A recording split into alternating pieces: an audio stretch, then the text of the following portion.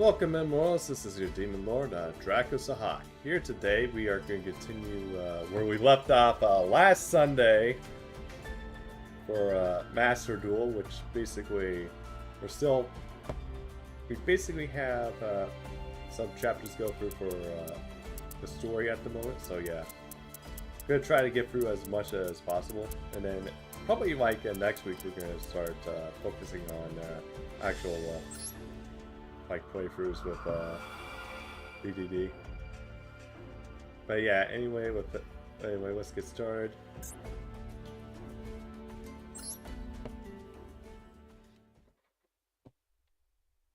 And Penyui.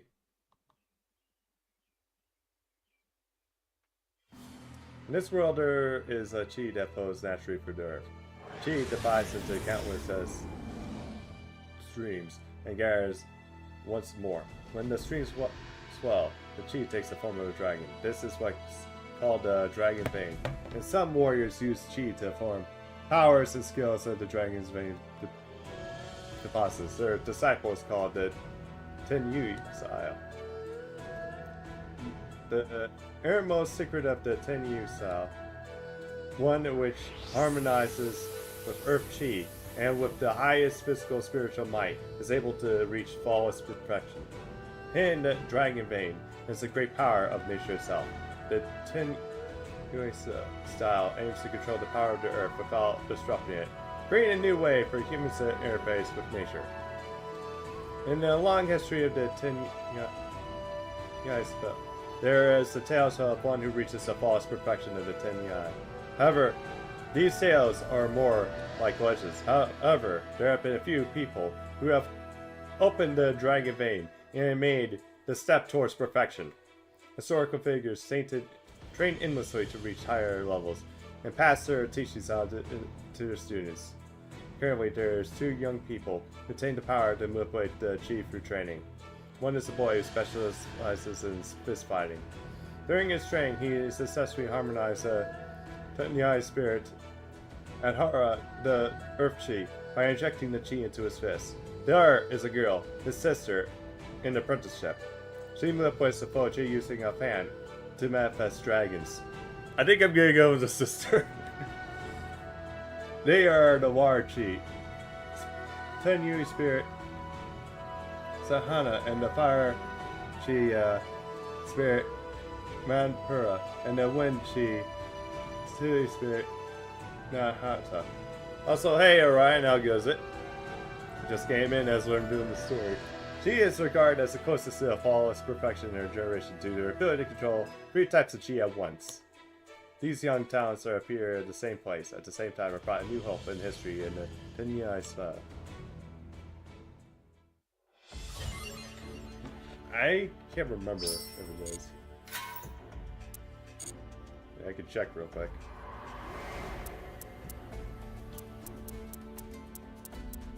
Doesn't look like it.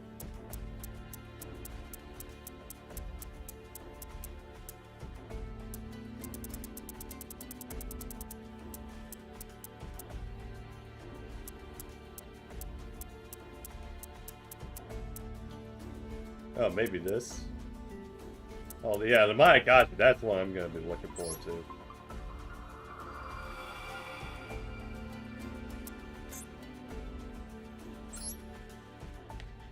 Okay, if I remember right, this is like normal monsters going into like the early passed down the recorded history of the Tenyui style, and its guide to flawless perfection and training methods that many fighters adopted to reach higher levels. Oh, it's like the archetype? Oh, gotcha. But that's not all. It also fragmented tells conflict over the interpretation of the Tenyui. There was once a man in the Tenyui style who trained his body to the extreme. It kind of looks like Hercules from the Fate series. Yeah, he does kinda. His fist was an extension of tough body, and trained over power to use the force rather than achieving harmony with chi.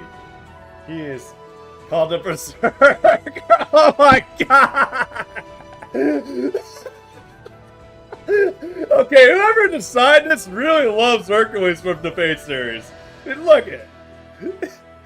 It's like Berserker here too, and he like pretty much looks like him. Oh god. This is like a freaking tribute. It's called Berserker for his mind was not trained as well as his body. This was good with magic he heard a sword. I can probably see that. One day the Berserker found an unrivaled Yui separate path for Paul's perfection. Dude, I need to get a Herc figure now I think of it. Hopefully they made one. Heck no, I think of it. It's like a crime if they're like no one's ever been made. A path to unrivaled power achieved by absorbing the Urchi as a source of power instead of armor limit. This possibly did not hesitate to deplete the power of Chi if it was meant he could reach higher powers. Also, can he die? Like, does it take 12 times to kill this guy?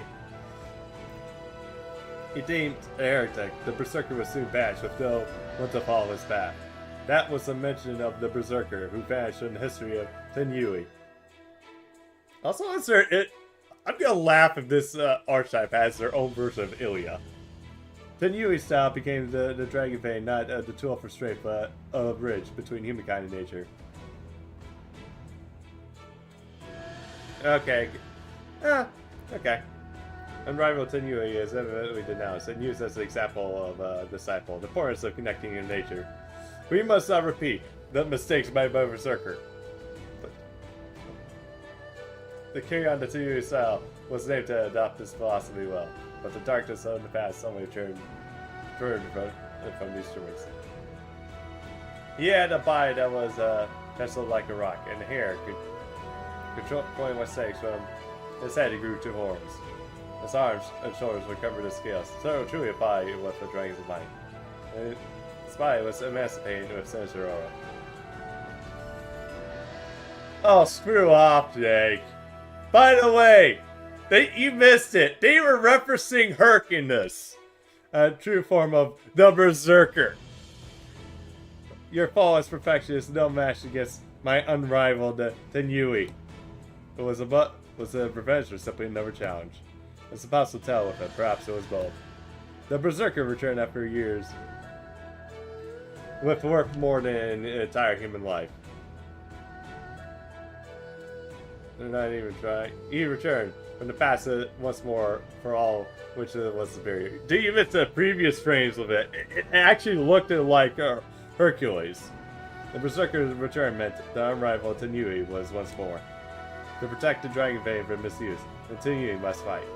Boy or girl, not brilliant attacks to the Berserker who was only known as legend, but he was not determined despite a few hundred strikes he dealt. The strikes did not face the Berserker. Their attacks barely bounced off his 4-5 body. Oh my god, attacks bouncing off 4 or 5 body. Yeah, that kind of... doesn't that sound familiar about how basically Hercules is going into basically Mystic Protection where I think it's like a rank B or below Middle Fat doesn't do shit. Really hot. Yeah, it's actually kind of hot, although I got like drenched today.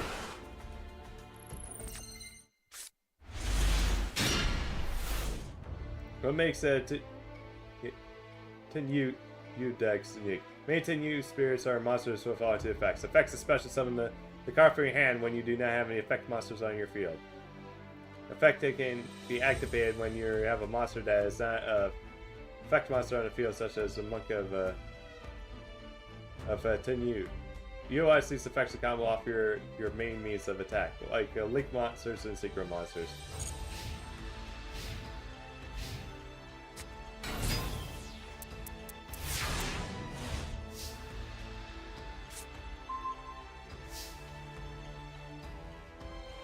Make summon Draco Masters Tenyui when this duel is turned.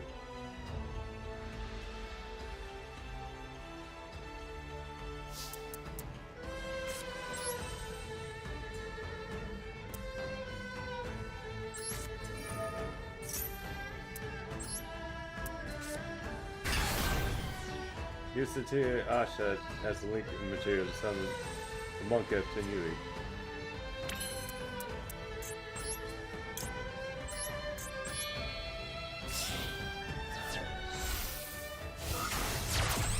Hi, I'm looking character. No, it's hot. Yeah. Although I think he's like Jake's like in the Great Plains basically. Now activate the effect of the Asha from the graveyard. But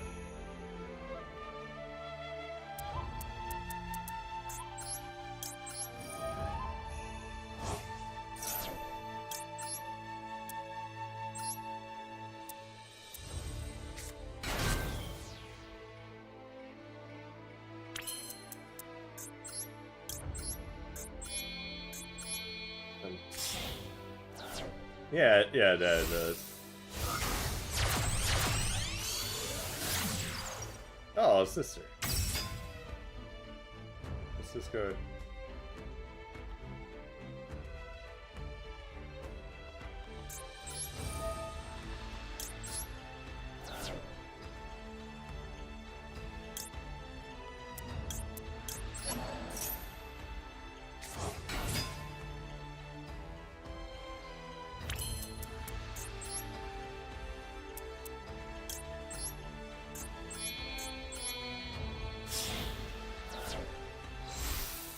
Her sister come together as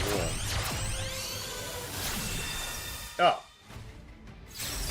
Something successful. There's no...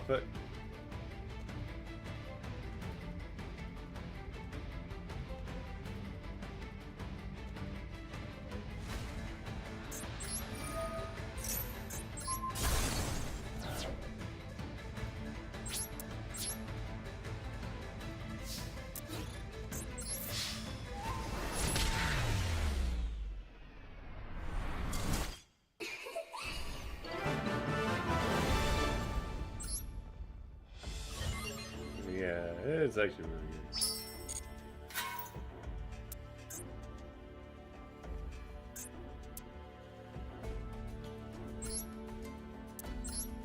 Okay, it was...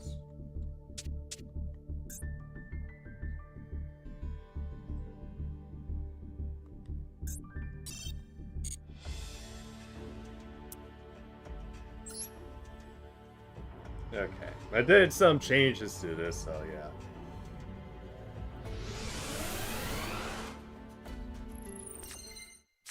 Oh yeah, I forgot to put the notes on.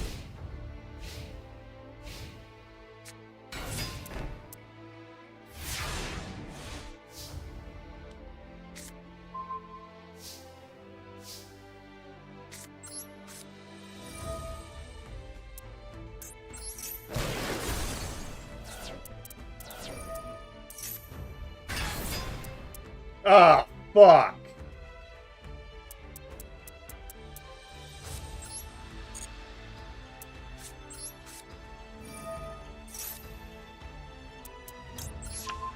Finish that.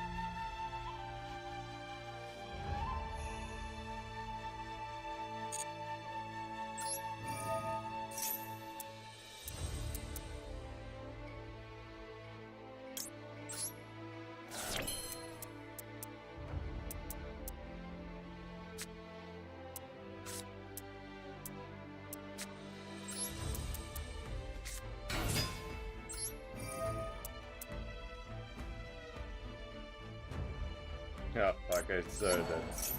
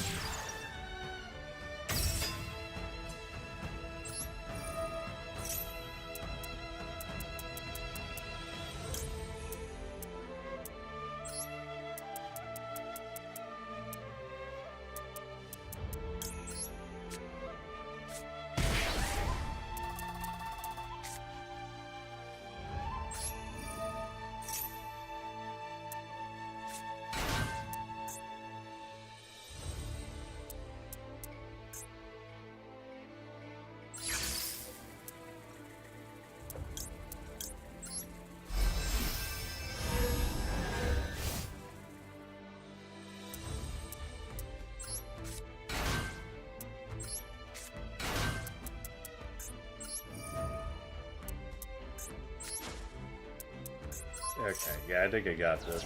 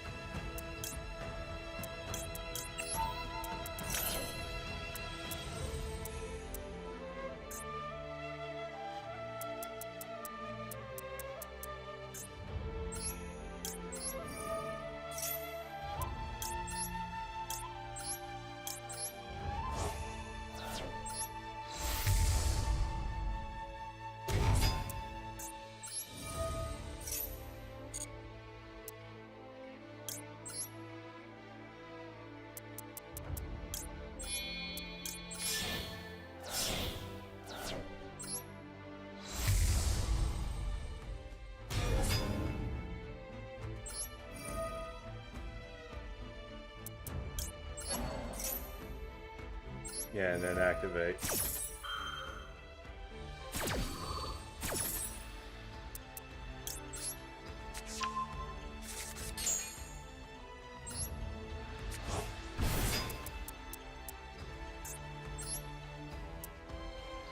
Okay, yeah, I'm gonna have to probably do.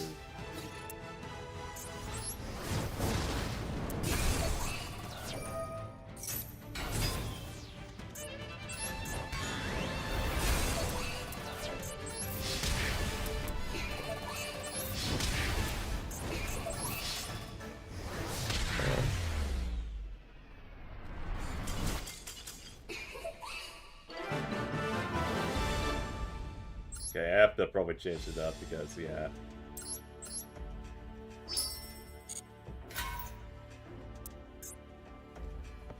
Because I forgot to put Machine X in there. Berserker has walked away. Never has the fist of the boy infused with the Earth Chi nor the Dragon Parade. With War and when the girl stood a chance. It barely made the Berserker flinch and definitely not enough to defeat it. The battle is complete for the 10 Yui style. It wasn't even about, it was like swatting flies to him. But the Berserker could not be let loose, sapping all the Vane's powers while using the techniques of the 10 Yui style. Someone had to step up, stand up and defeat the Berserker. The Master placed his hope in the two young kids. And the Master tells the two secrets that have never been spoken of. First, the Berserker's power is that of the Chi of Darkness. There is lands where anger and vengeance festers to create pools of negative Chi. That is the source of power for the Berserker. If you find the location, you should find out where to find it. Yeah, look at it. He's like, he looks like it. He told them of the place regarded as a secret yet forbidden to the Ten Yai. Who truly harmonizes with the Dragon Vein, that shall make the step doors flawless protection. And for you two, when encounter the Chi of Darkness shall receive higher powers with the manifestation of the Dragon of Light. Soon left their master to visit the secret place for the Ten Yui. They overcome many obstacles and arrive at a location where they work together to provide or prove their work. Power of the Chi of Light, the Ten Yai spirit of Asha, appeared like a dragon separate from any Chi controlled before. The two did not know the true power of the Berserker yet, and when they confronted, the Berserker perhaps be even stronger than before. In order to defeat it, they must become stronger by acquiring the power of Asha, the Chi of Light. Meaning Asha is merely a stepping stone to their goal. That's where the two fires begin the real battle.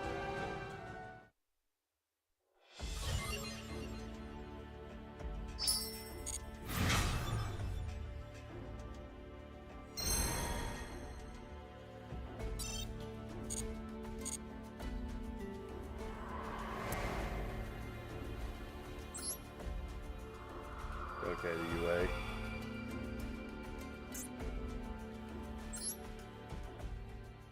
Oh, okay, so it's this one. And the crowd goes wild.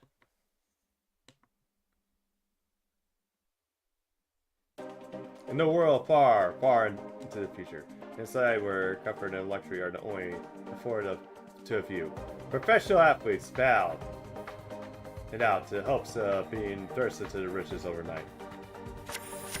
These people are the UAs, the ultra athletes who compete in a range of sports. Their eyes from all over gathered would witness their dazzling plays. And today is no exception. Some watch from their TVs. Oh, others will witness from the athletes play live.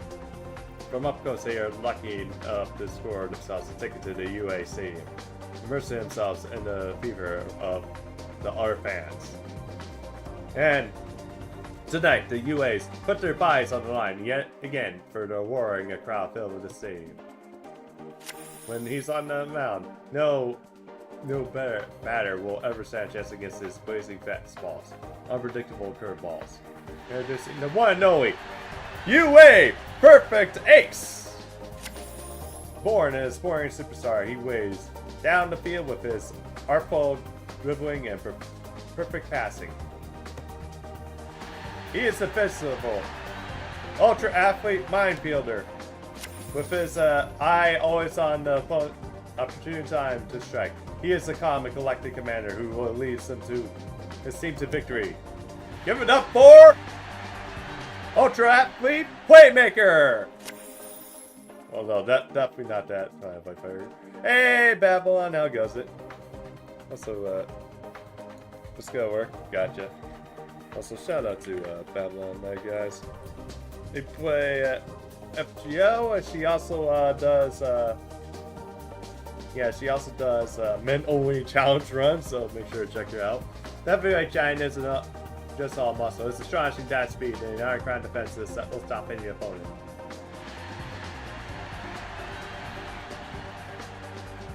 Are you a perfect ass for playing? Nothing can get past the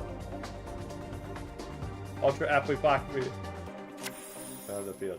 His extraordinary jumps, his dazzling eyes is everywhere, with his awesome shooting aerial plays. It is ultra athlete Dreadnought Dunker, the king of the court. Each of these athletes have a sport and they specialize in it, but they have the physical abilities and the technique skills to handle it. There's no reason why they have to stick to one. whenever these elites play the game, the night is the place and the roars of the crowd. As citizens of this future world cheer for the superhuman athletes that they will see as their heroes. Oh, the German name. Oh my god. Perfect Ace, aka Perfect Axe. I gotcha. Yeah, you're good.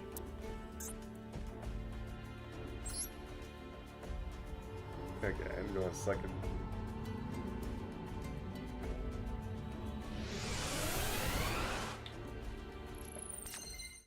I like the card. What makes Ultra Athletes unique? Most of the prominent feature of Ultra Athlete deck is the ability to return Ultra Athlete monsters from your field to your hand and special summon different Ultra Athlete monster from the hand in return. Ultra Athlete monsters have different levels, attack, defense, and their own distinctive effects. See which one will suit you in the current circumstances before summoning the field. Put your on your coach cap and lead these athletes to victory by making the best use of their skill.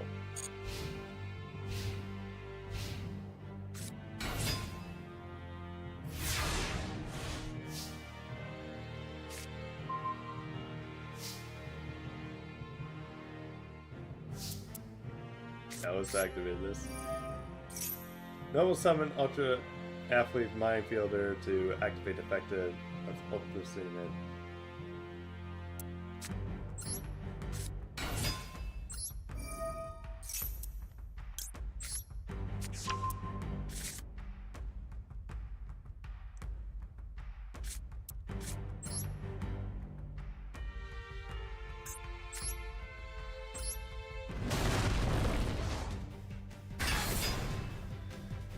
If you can activate effective same.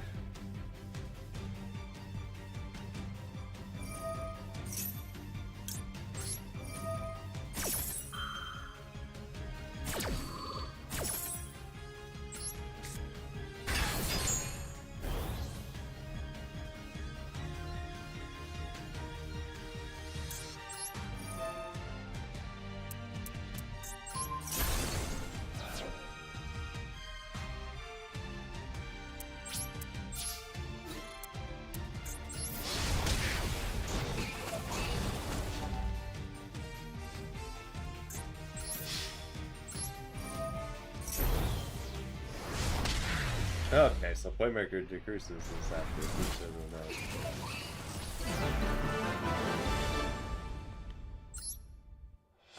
Damn.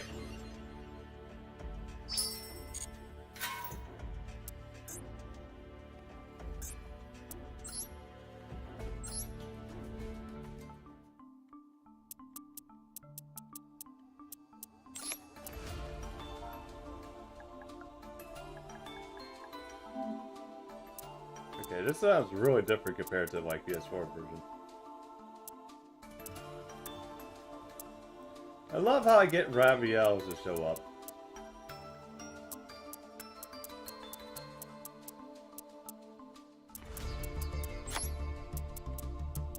It's just basically telling me, oh wait, yeah, this card can be used in the DDD here. Are you... Is it better on Mom and Ruria don't show up too?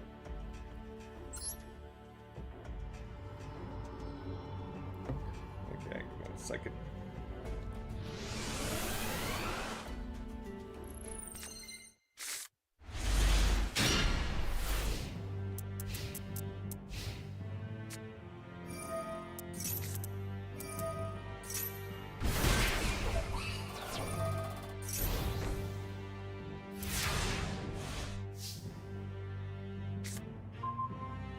Yeah, that sucks.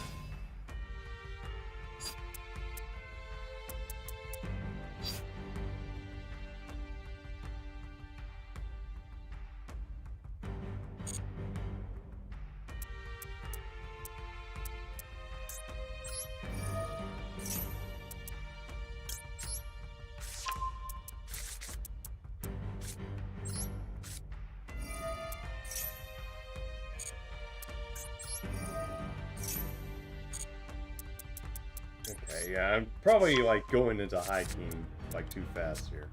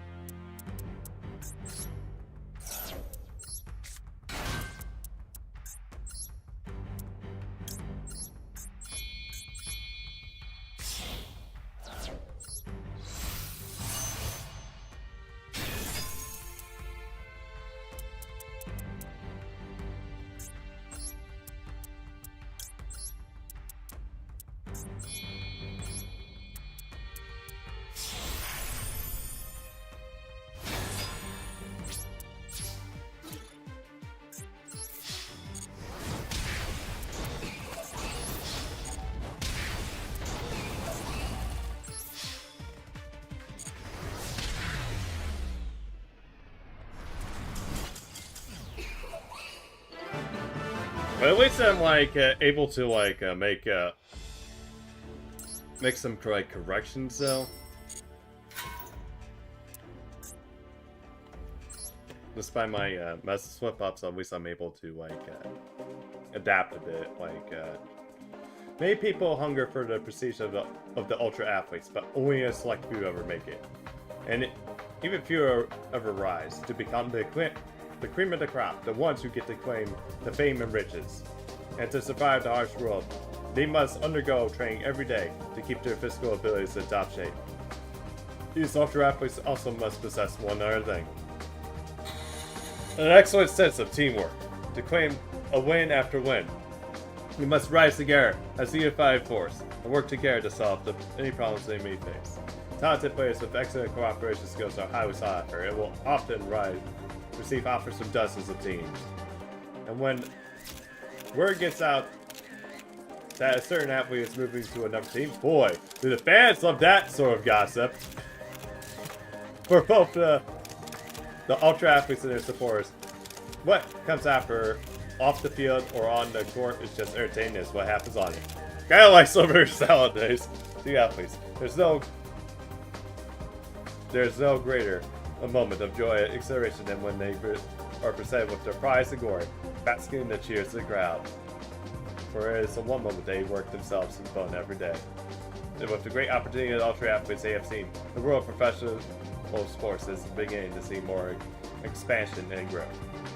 They accommodate them more audience members and types of sorts. They escalate the entertainment value further. The stadium was renowned for usable under any weather condition, but it has to be the world of more racing. The batting as the next exciting sport. There's no doubt the ultra athletes will go on to captivate even more spectators and take innings even greater than never before seen heights.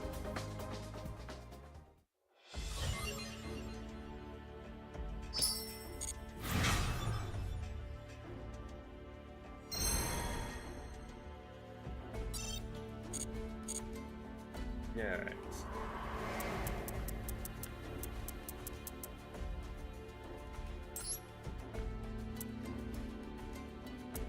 Okay, we got two parts of this.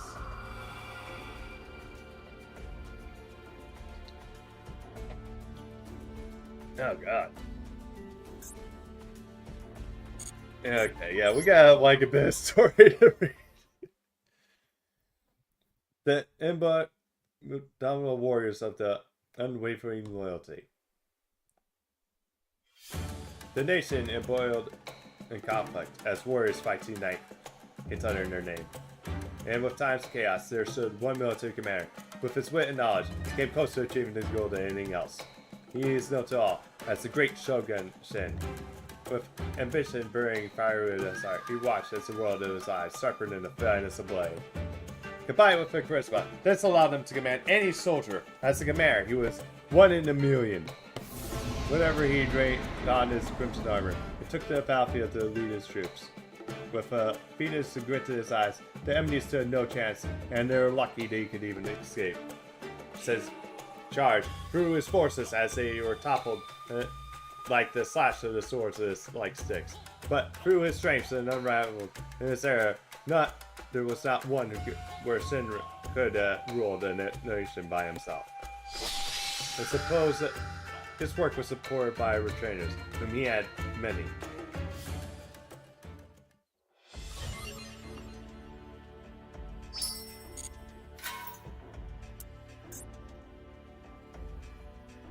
Oh, it's the Grand Master. And the light that he done the light with the dark figure. The shadowy tower form of the Siren's Castle of Mist. It was from the castle that Shin ruled over his territories. But to bring the trembling country to stability, he required more than a sturdy castle. To build a nation that was truly strong and prosperous, he needed a team of sharp wits by his side. Shin deployed a number of talented minds to work on domestic affairs, his military, even his spies. He hoped that this way he could begin to lay foundations for an ideal nation.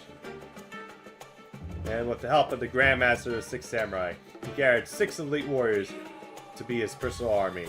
He called up the 6 samurai together. They dominated countless battlefields.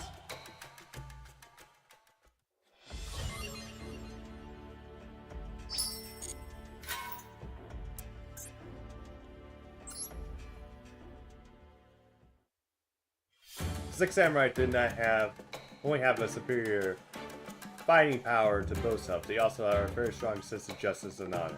They were fearless as their hearts were strong, and nothing can shake their convictions or loyalty they have for their master. There was one famed archer who focused as clear as ripple water. He can shoot any target once he sets the sight on it. The 6 samurai, Yanchi, the explosive genius, who, with his bombs, coordinated extra power, could blow any army to pieces, no matter how strong your defense. The 6 samurai, come on. The warrior who, with his own lance hand in hand, can break through any enemy line. The 6 samurai, Yashiya. The 6 samurai who, with 2 blades of different lengths, whirls through his foes like a devastating storm. The 6 samurai, Nashi. And then there was the man who wielded the Nagatama blade so tightly no one could saw a flash by would lift the telltale. The 6 samurai, Zenji. And finally, the samurai who built quite a reputation to cut down enemies from the shadows with his long blade. The 6 samurai, Haru.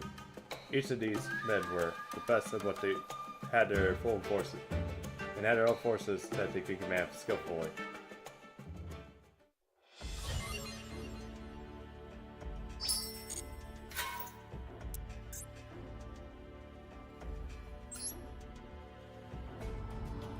One second.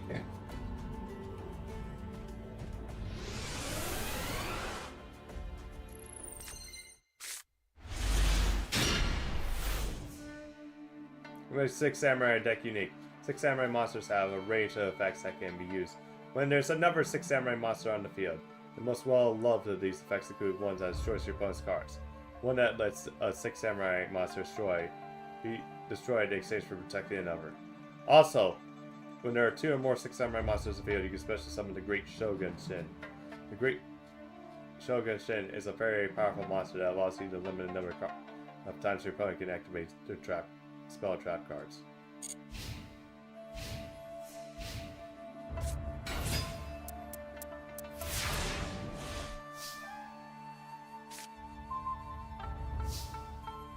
The 6 samurai monsters effective when the duel this turn.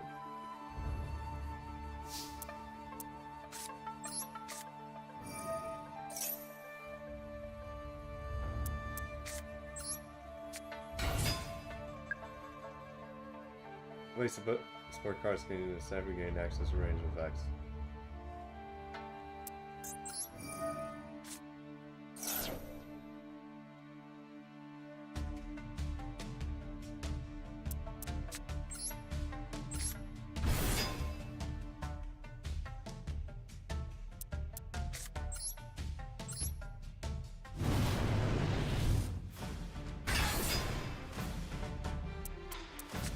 Moon with the face tap.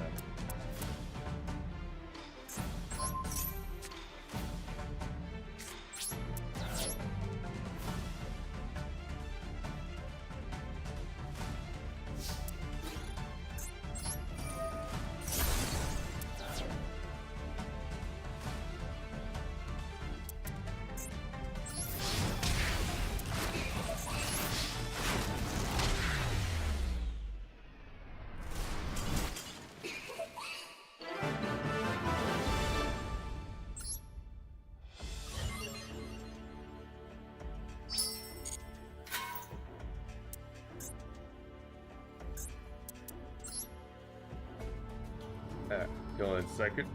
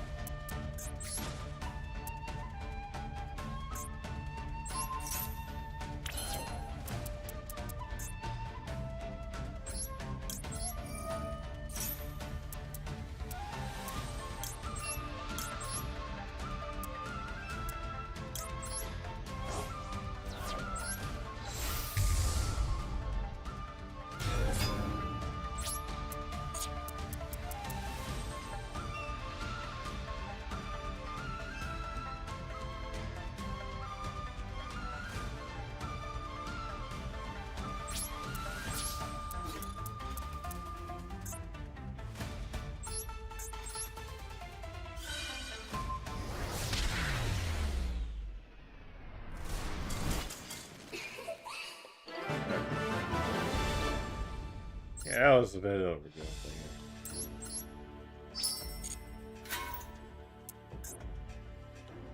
here. Alright, we're at the goal. Now we unlock the second one. Shin. So Shin had the misfit in his Six Samurai. And as proof of his trusted approval for prolific commanding, he would gift them with powerful steeds and armors that made the finest craftsmen. The secret behind the Six Samurai's strength was not their power of individuals, but their power as a unit. And with their common goal, in taking a nation for their master, they trust one another to have each other's backs. With utter confidence, they had it in one another. They took out the victory, but wherever the Six Samurai joined, they were sure to win. With their mere presence giving the huge morale boost to their allies, and even causing them to enemy troops to flee. However, their path to unifying the nation will not be an easy one. All warriors are about to find out.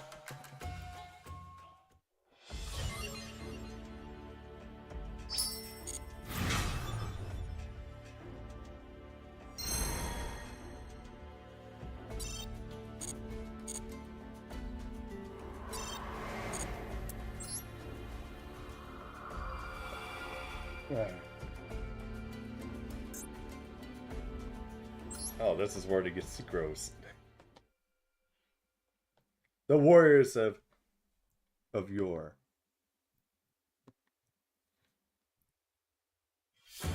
This is a story about when the great Shogun Shin was a young man, became known as a warlord who virtually dominated the land. In the time of the warring states, there have been those who ran across the battlefield like shooting stars. They claimed victory after victory, and their country expanded its territory in effective ways. The Shogun ruled the country and led his armies with great skill. Especially outstanding were the 6 warriors under his command. People called them the Six Samurai. Rumors that these mighty warriors had in the Shogun that they served spread among the neighboring countries. He stood in battle alongside the Six Samurai, never faced defeat, and yet he carried a small seed of worry. One day, he fell ill to a disease that infested his body.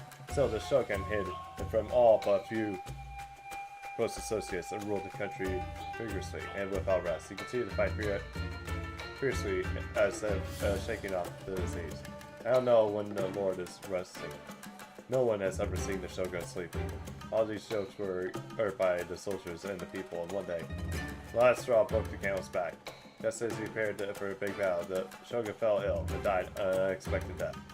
I cannot let other countries know of my father's death now. One of the 6 samurai and son of the Shogun was Shin-in. Shin-in kept his father's death under wraps and led the army into the battle in his place. The target was a mountainous country located east of the Castle of the Mist. It was a castle that served as an enemy base. We announced the troop-size strategy. All above calculated, the victory seemed assured. However, the enemy had seen right through Shin-in and his advances. Enemy troops increased in the mountainside and all attacked Shin-in and the 6 samurai. The 6 samurai struggled to hold their own, but they faced an especially desperate battle.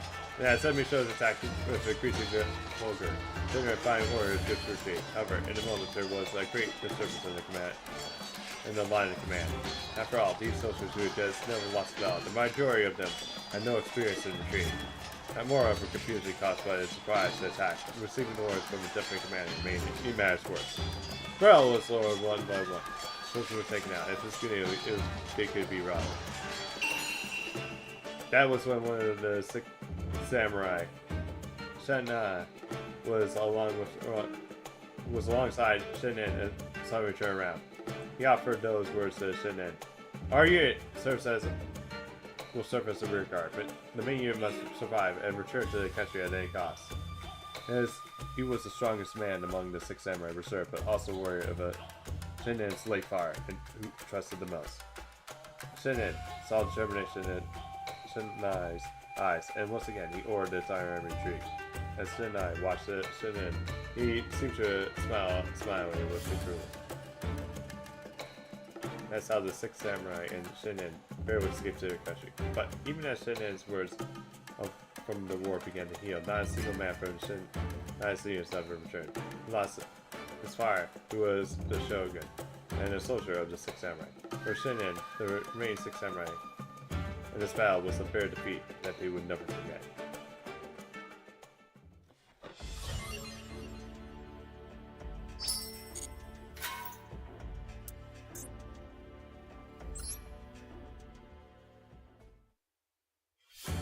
Lots of Shinin's father, who was the shogun, soon became known both nationally and internationally, and distressed the citizens of the nation. For other countries competing to claim supremacy, there was an opportunity to not have this war. A war from another country might invade at any time. How did they sell this mess? How did they fight the future? Shinin was deep in thought, and then his father's confident, the one who appointed his guardian, Shinin's advisor, told him without hesitation, "Now is the time for you to stand as the next shogun. You must prove to the world that you will be the one who rule over all the land." Also, why does this guy look like Uncle from Jackie Chan Avengers? And let us not only win battles, let us raise the country that matches heavily in the world to achieve this. It is essential to build a solid formation. And when you achieve this, you can call yourself the true master of the world. Shinra's determination was renewed by these words. Using the defeat as the springboard, he devised an array of strategies. The country's military national influence was enhanced, and they proceeded to invade countries to expand their territory. He devised a system to make it hard to be invaded, and quickly the country stabilized itself. Meanwhile, Shinra was also racking up victories in battle. When his smoke signal rose over the battlefield, the soldiers of other countries would tremble in fear.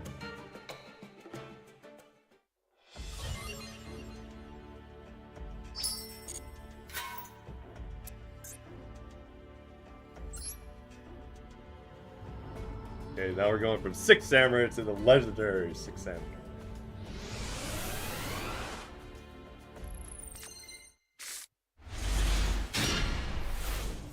What makes the legendary Six Samurai deck unique? Legendary Six Samurai monsters are also Six Samurai monsters, therefore they can share many support cards from the Six Samurai deck. The legendary Six Samurai in particular have many effects that special summon monsters are useful as synchro summons. Legendary Six Samurai Shinin is a powerful monster with the effect that disables and destroys activation of opponent's spell and trap cards.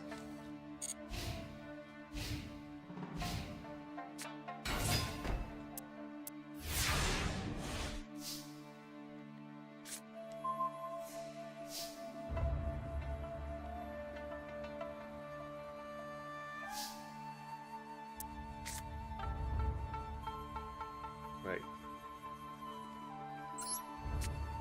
Yeah, Cage Guy.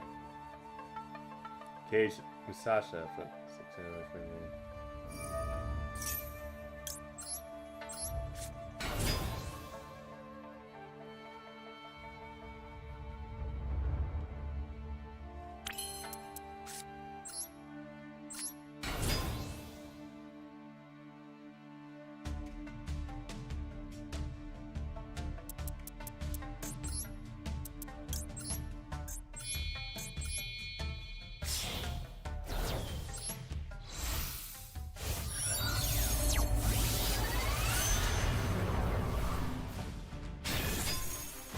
There's Six Samurai.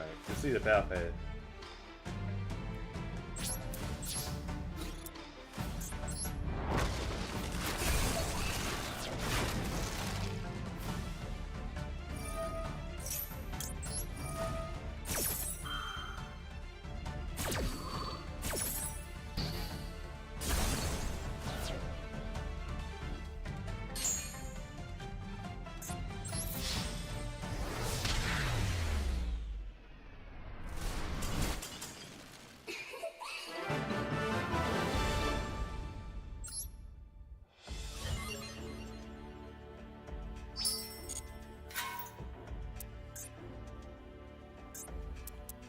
Okay. Go first.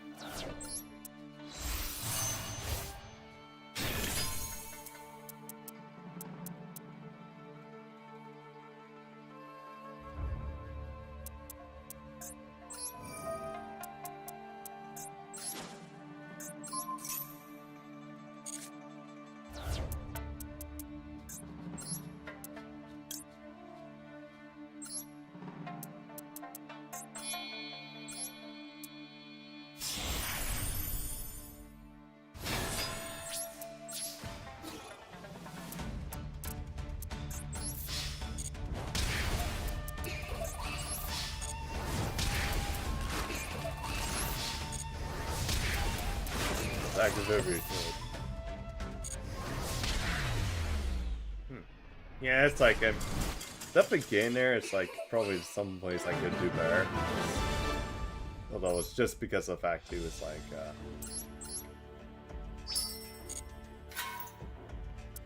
so many ways I can do things. Let's see to learn how to do it.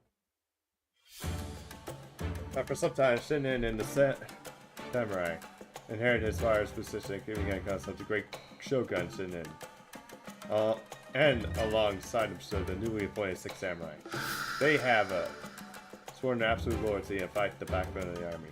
The samurai that fought along together in the battlefield before he became Shogun continued to achieve a great variety of ways. Kagekin was feared as a 4-armed demon god, with his secondary arms that he can manipulate at will. He longed to achieve the was long active on the battlefield, but retired for the 6 Samurai due to injuries. He wanted to serve as the home front. Kaze-san was a warrior swordsman who won many battles and was feared by enemy due to rumors that he was able to cut through the soul. For his victory in the Imperial match, he was entrusted with the recruitment and confirmation of new candidates for the next generation of the 6 Samurai. As the Grand Master of 6 Samurai, his skill was the sword that showed no signs of wavering even into his late years. The achievements of the newly forged 6 Samurai, trained by his commander, spoke for themselves. Shin was said to have been fiercely charged into the enemy forces and fought like a rampaging wild boar. Then Shin's advisor retired. Shin coordinated the general affairs and took over the role of advising Shinin.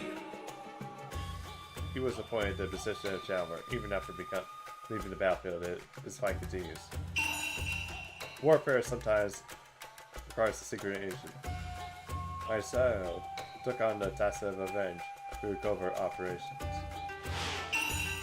She was bound to Shanai as a husband and wife. After her death, she decided to pursue the life of monkhood. Kinda reminds me of Tomi Gozen. But when dealing with those posing threats to Shin, she still conducts her assignments the same way she did. Along with 6 Samurai who once roved across the battlefield with Shin, so the new 6 Samurai along the next generation of vassals. Supported by those vassals, the great Shogun Shinin continues to fight for supremacy and unification in the country. Alright, dark.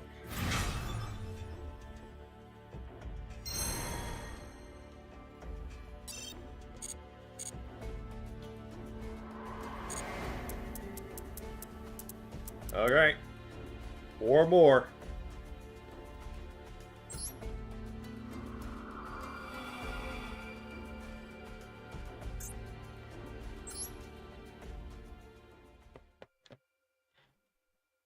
Yeah, we're like an hour in. Who's in up the divine realm? Many divine beings, both good and evil, live in the heavenly plane of Magahara. This world was ruled by several deities, created by the symbolic Princess Goddess Hirum. She wields the 3 Bashin weapons. The Bashin Iron, the Bashin Crow, the Bashin Peacock, to exhibit her true power as the supreme divinity Amaterasu. She is a powerful force to reckon with the own natural heavenly world, but also the earth where she ruled over humanity. Hey, Rainsworth, how's it? You better Demon Lord, we got you see Hamills. Oh, hang on, I'm actually going through the story of this archetype. As the defender of the world, she rarely intervenes in their loved lives, watching over the heaven and earth with radiating love. She wields the powers only when disaster was imminent. Hermione led to the Bashin to free trustworthy Bashin Te and tasked him with the role of guarding Earth, which often became difficult for the gods to reach. One of them is Bashin Samaru, the responsible for protecting the princess skies, with 2 sacred swords, the Krenin and the Crane. skilled in martial arts. He is the fiercest of the Bajinte of the three. The second is a Bajinte of Agu Su Chi, who wields an invincible shield crow and a blocks all attacks. Due to its superior intelligence, it's responsible for the battle strategies of the ongoing battle. Last is a Bajinte Suku Yomi, who is skilled in witchcraft. He wields a cloak of peacock that has horsepower. In addition to exploration of healing allies, Myers is all around enemies, both heaven and earth. They were the representatives of the Hurons overseeing the world's anomalies, only using the powers for good. Alright. There we go.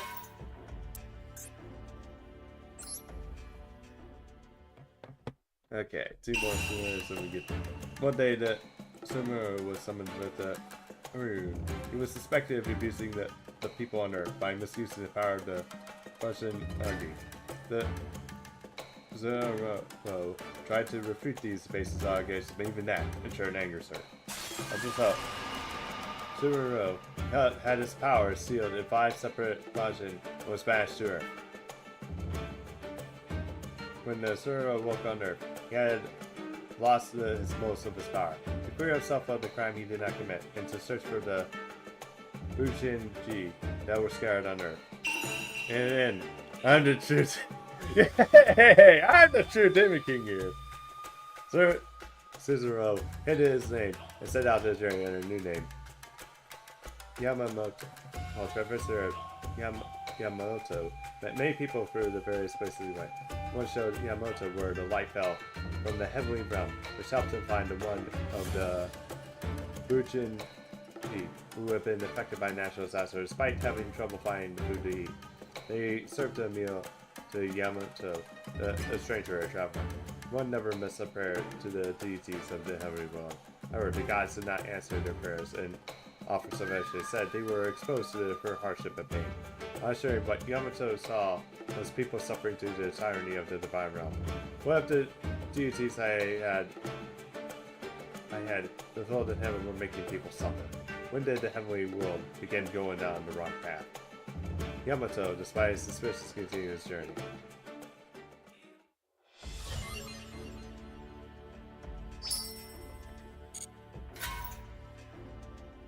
I have the power of 3 big DDDs. DDD, Desperia Dark Lords. Oh god.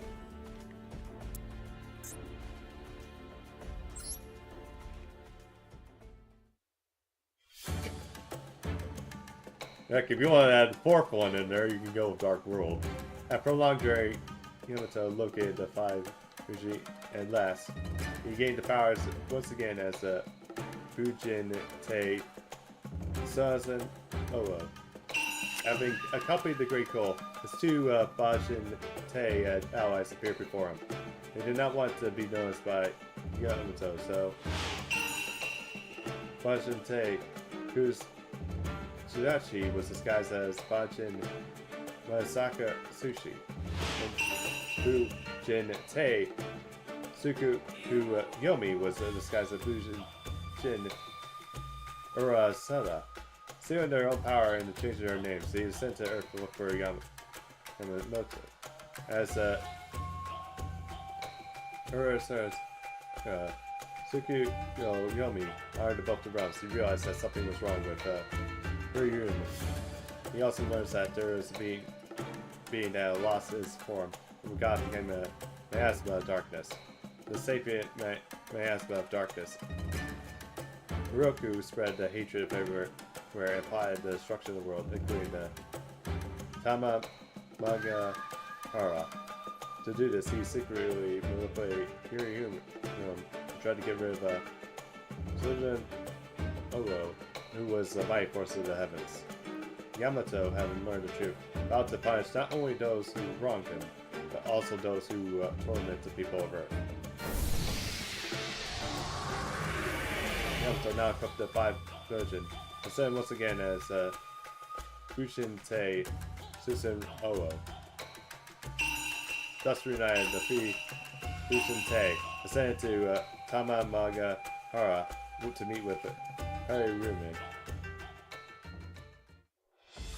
Fourth one will be Dark World Dangers. Oh god. Well, yeah. I actually needed to do something with that. Especially since too, yeah, it's like I don't think I actually picked up the fusion monster. Like Colorless of Dark World, even though I've been waiting for years for that to come out. What makes a Bujin deck unique? A Bujin deck is a main characteristic as monsters have different roles based on that type. The Winged Beast side monsters will support you with effects activated in hand. The Beast type monsters will support with effects activated in the graveyard, allowing you to attack your opponent with your Beast Warrior type monsters on the field. The key to victory is getting the cards in your hand the right places where they help you.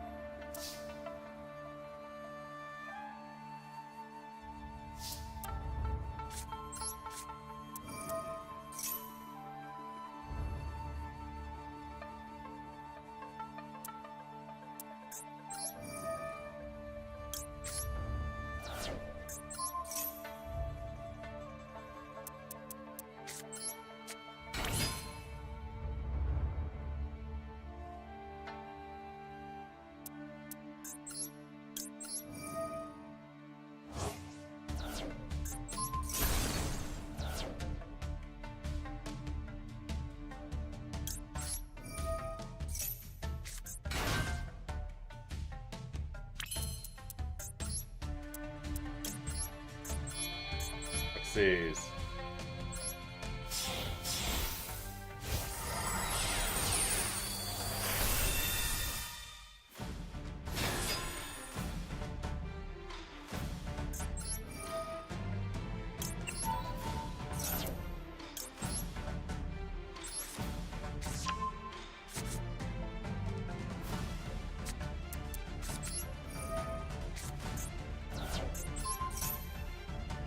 Ow.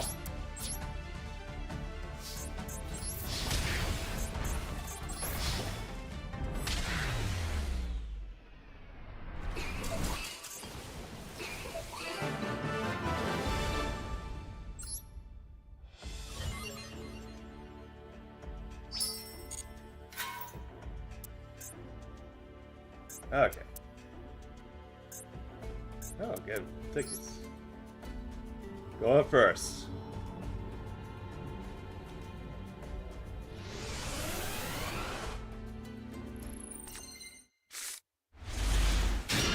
Oh, that's really hard.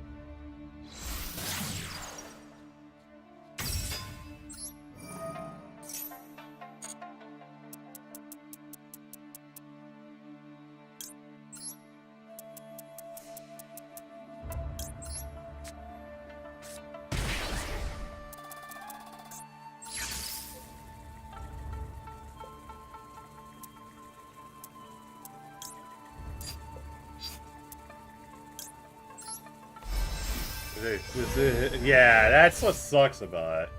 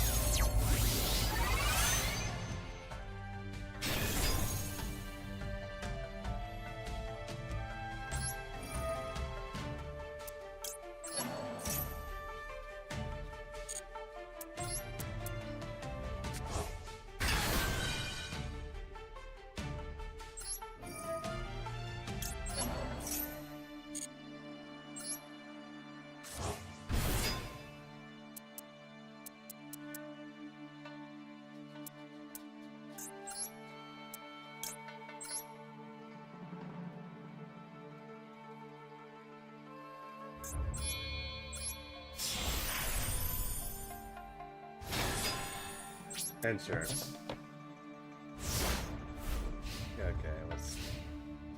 Yeah, that's and the thing is so too about DDs that really like annoys me is that Onyx gets 2 Pendulum.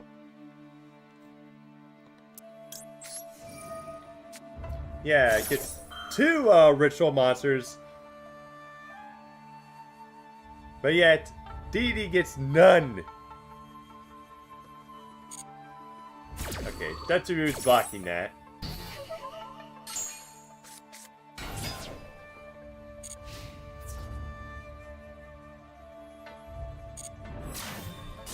Thanks.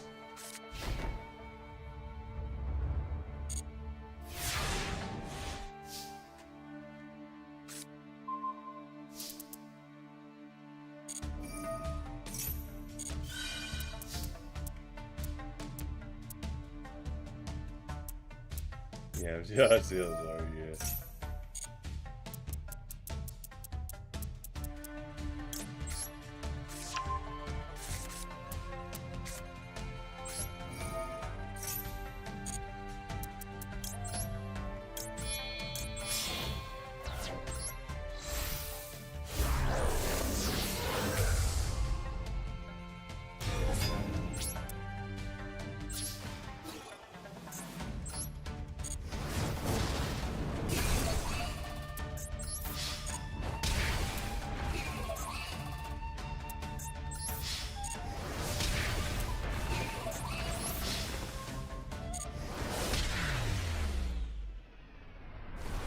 Have them use 3 Gilgamesh.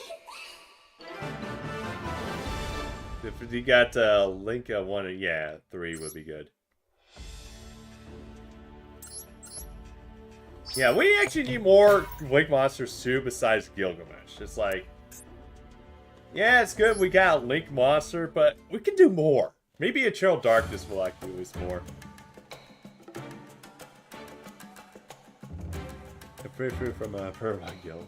Once they returned to the town of Saki, where the 3 potions saw was Miriam consumed by the hatred due to the miasma. By the mighty power of the darkness of the dark gods, the Uchinagi were loaded to the Bushite, were returned to their rightful owner. Then, the soft light that weapon submitted at all times turned black as if ink spilled upon them.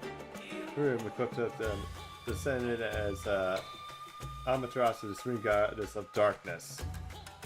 The beloved light that once emancipated her body was lost, and the world was plunged into darkness as if in a solar eclipse. The battle for the fate of heaven and earth began. The fierce battle took control on the Takamagahara itself as well. The 3 Bajin, who lost their weapons, Twin, Peacock, and Crow, struggled as they tried to fight their way through. They were greatly reduced in power before the battle, but they have not lost their fighting spirit. Each of the Bushinte had their own divine sword. The crane and the sorrow together, they launched a counterattack. Finally, slashed by Oro, who trusted with the power of the sacred sword, splits the darkness in half. Amchasu fell, and the Mayasa affected the blackened Kusanagi, all were also vanished.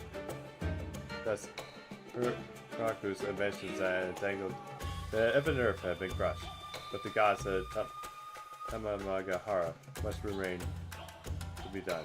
The reconstruction of Tamamagahara and the Salvation Earth, a new battle was begun to fulfill the godly duties.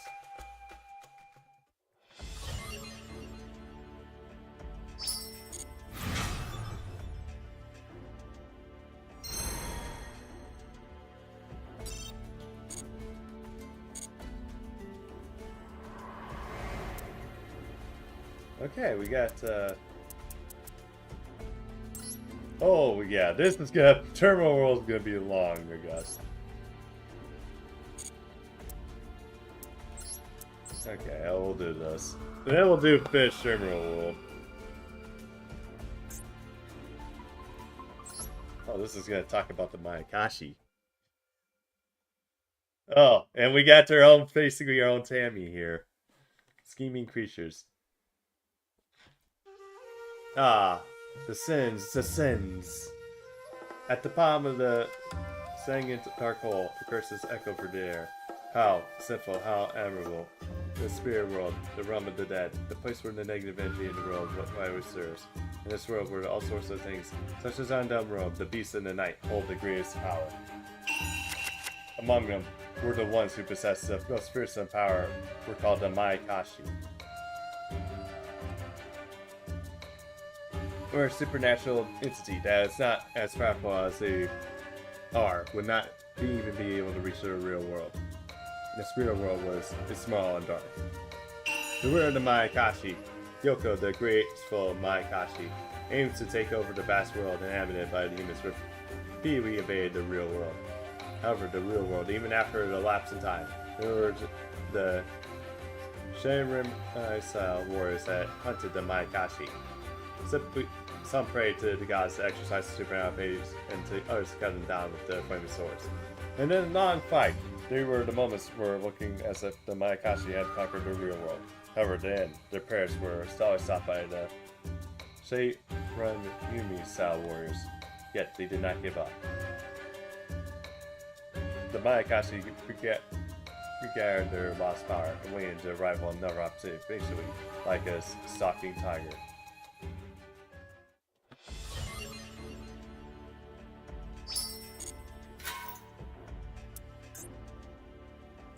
Says that out of the Mayakashi decks. Which I know, yeah, basically we're like synchroing up and then Lynn's on a link summon. What makes the Mayakashi deck unique? These monsters unleash myriad effects by utilizing special summoning for the graveyard. The graceful Mayakashi, the tuner monster deck can summon the graveyard. The Mayakashi is a graceful Mayakashi monster special summon reduction deck. By taking advantage of the fact you can aim for a high level synchro summon triggered by a single synchro summon. In addition, Yoko, the graceful Mayakashi, has the effect of allows the player to select one monster on the opponent's field to destroy when special summoned from the graveyard, making it a powerful countermeasure against the opponent.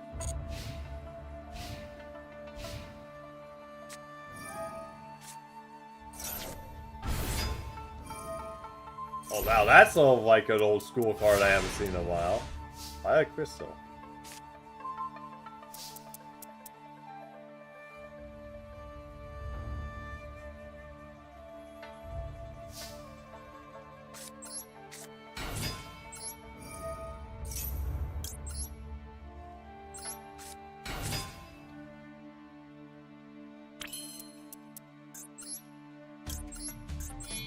Okay, time to synchro up here.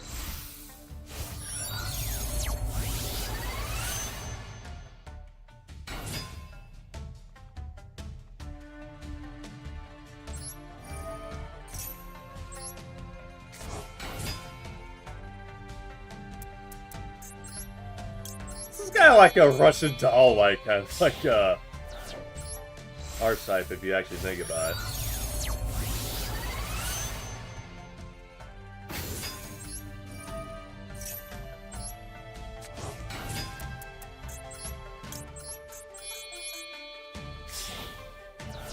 It's like basically layers on top of layers. Okay, level 7.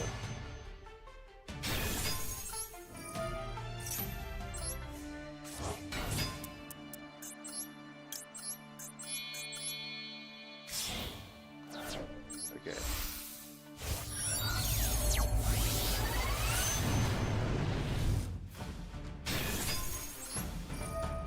Yes, we're bringing back Daisy again.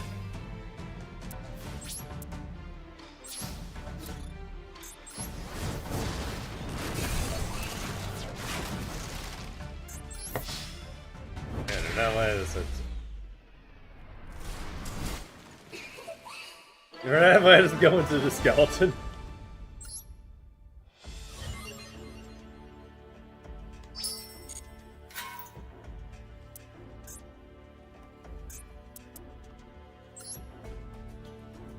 I'm going second.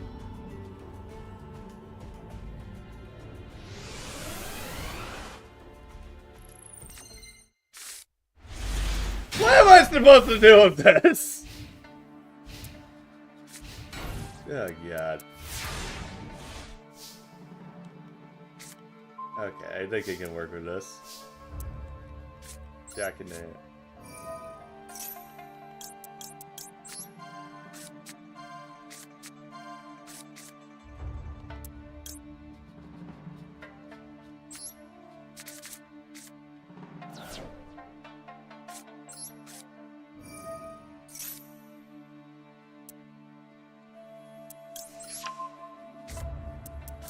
Okay, activate again. What the? Why did I have 3 Berserkers? And then 2?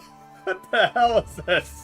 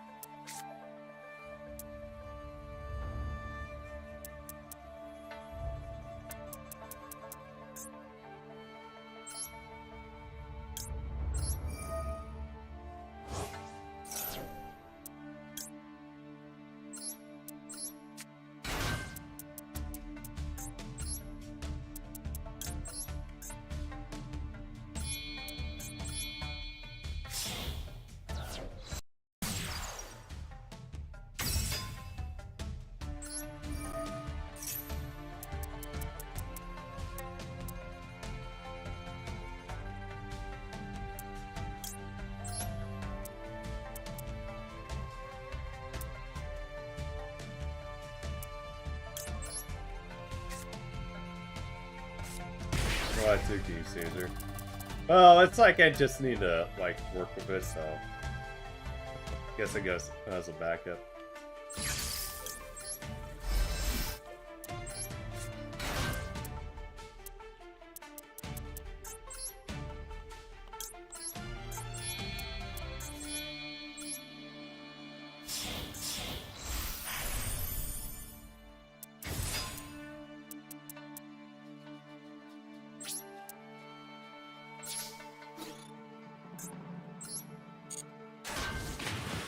Good thing I attacked with him.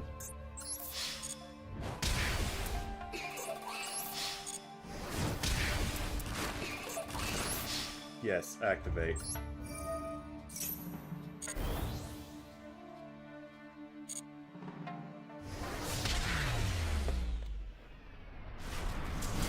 Feel we need something that recycle cards.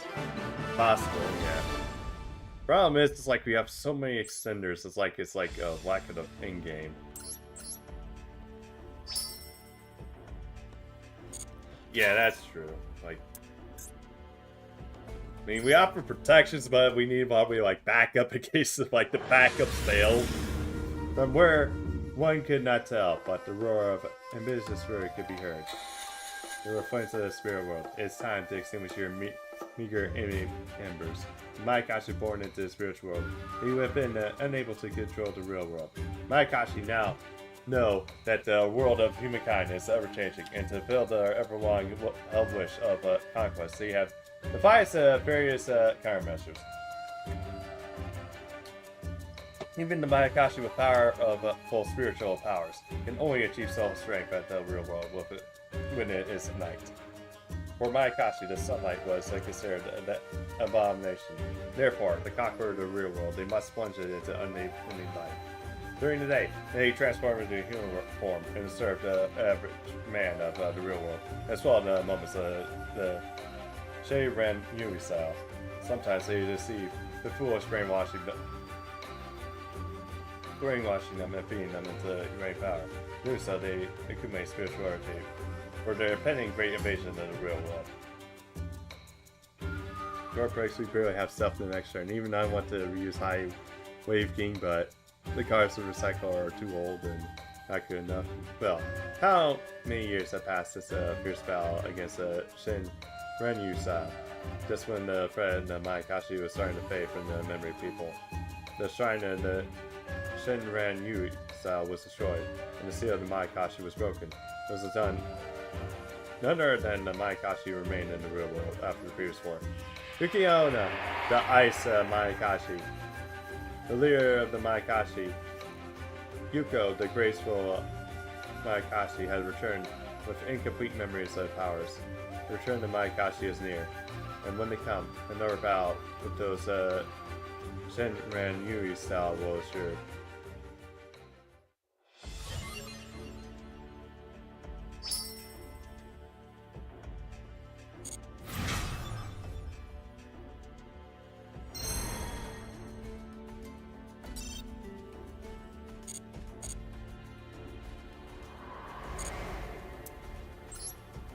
Alright. I think I'm gonna use the restroom and then we're gonna do this real quick. Be right back. Oh dude, it took you a month to respond to this? Yeah, I talk shit about Commander Low Fi-Fi because I'm on a date with his waifu and he ain't fucking responding. Also, I'm on a date with his waifu, and it's also I have his secret waifu right here. So yeah, I have both of his waifus right here.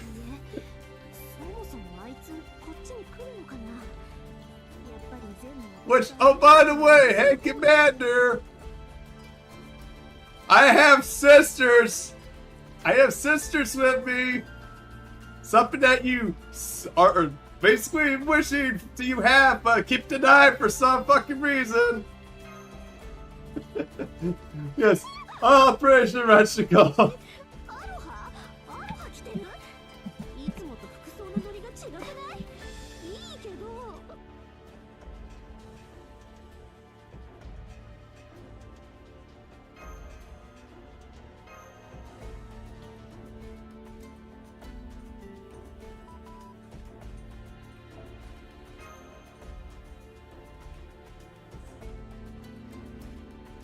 I'm gonna go with Rushiko, who is kind to the liver.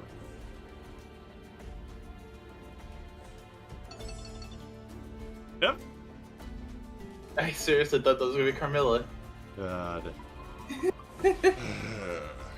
Sorry, man.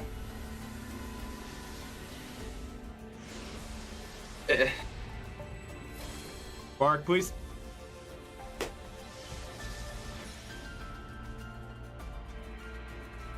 Dude. Oh, fuck off! Fuck you, Jay! Yes! Okay. Back. Let's go. Yeah, we're gonna learn about the most the most devious techs out there. Cursed Golden Land.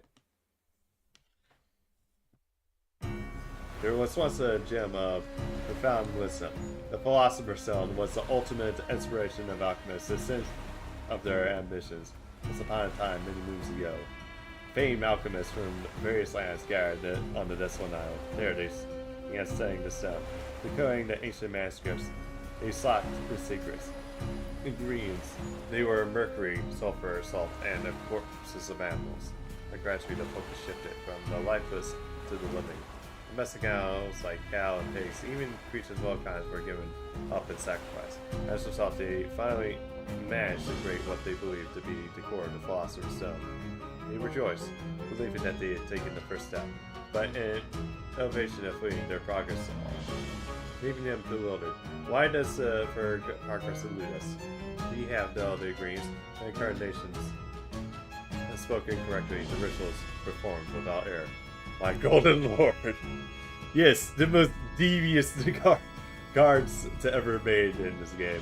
Days of unyielding rituals, sacrifice past, and yet they still remain unchanged. And one day, a human corpse washed ashore on the edge of the alchemist's island. The Philosopher's Stone had long been silent, yet those washed up human remains. Deep down the alchemists knew what still required, a dreadful possibility they pushed into the recess of their mind. They thought using humans in crafting Philosopher's Stone would doom them as heretics, but their desires overpowered their restraint. Soon after offering to buy, the stone started pulsing faintly. The alchemists were sad at this incredible achievement. Little they know, the corpse still had upheld a breath of life. From that moment, the Philosopher's Stone began metamorphosis. They preferred sacrificing slaves and criminals until they succeeded in creating the object known as the Dark Elixir. The Elixir hunger, knew no bounds from slaves to commoners to nobility. All were consumed. Day after day, human lives were offered, and the stone began to radiate. Blind light, the alchemist now completely under his thrall, offered up lives without hesitation, feeding the elixir's insatiable hunger. Absorbed many assassins of the human night, the stone sustained a deep crimson hue and finally awakened. Unleashing the power of the elixir, spread curses born from human desires for life, wealth, and might. Soon transformed the surroundings into gold, until a ploy to obtain more offerings. Whispers of the Golden Island soon began circling among sailors. Legends spread to neighboring realms, the treasures seekers flocked to the island, lured by promises of riches. Little they did realize that this simply moths drawn to the elixir's flame.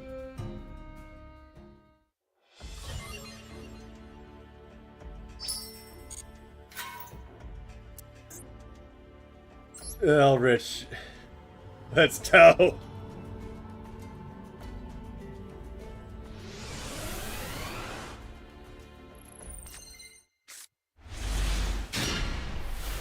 What makes Elrich Deck unique? Elrich decks are characterized by Elrich the Golden Lord. Their tactical flexibility thanks to a variety of supporting spells and trap cards. By sending spell and trap cards from the field to the graveyard, Elrich the Golden Lord adds itself to your hand. Or graveyard lets you special summon a zombie monster from the hand and strengthen it. In addition to many of the Golden Land and Elixir spells and trap cards, that effects that can be activated while they are in the graveyard. In addition to the cards in your hand, and those you have set, you can also make use of the cards in your graveyard and move to this victory. A fun take.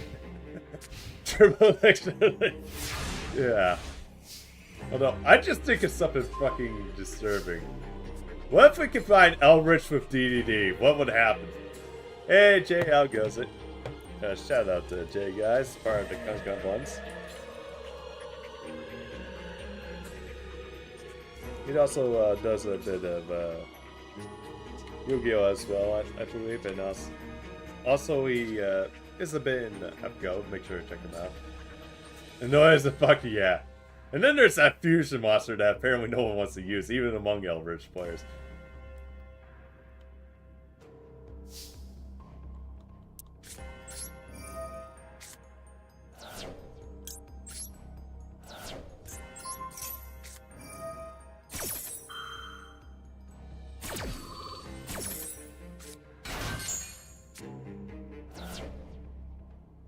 Okay, yeah, I gotcha. Although, probably Recurve deck would probably work for that then.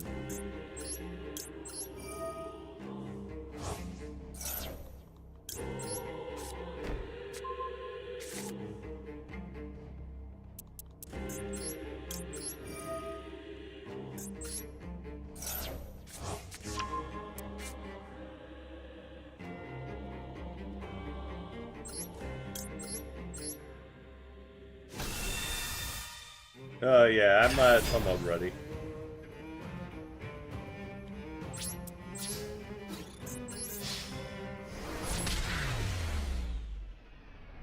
Yeah, come back. Yeah, but yeah, I think Bakura's like deck will definitely benefit from this because yeah, he's like got new support too. So, although we still got some anime cards that needs to be made. Like, they only did one monster, but good god, that monster was actually pretty good. Also, going to fusion summons too, it's like, especially since Elrich is, as a fusion monster, would be good. If it's your Horus Elrich, interesting.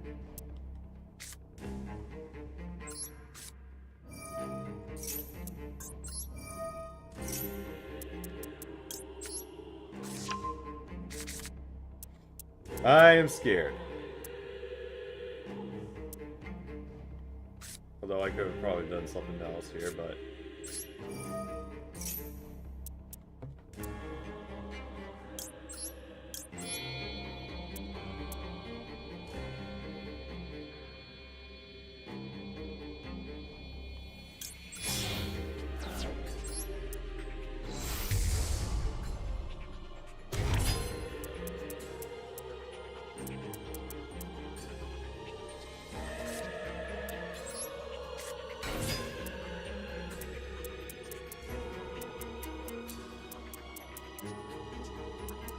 Okay, and I'm not really a good can here.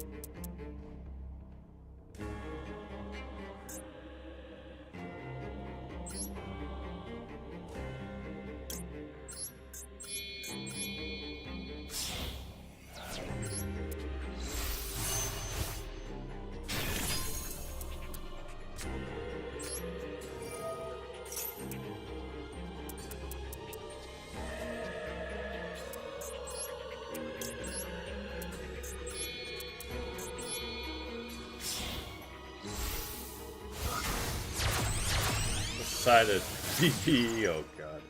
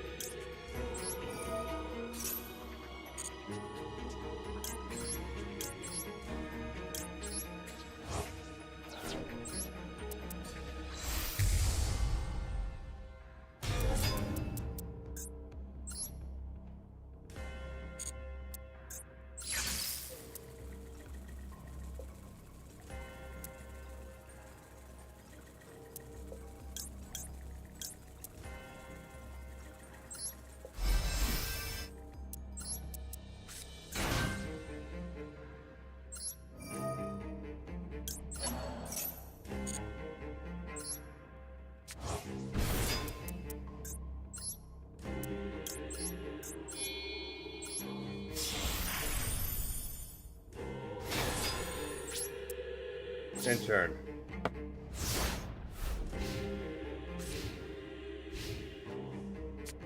Shit, here he comes!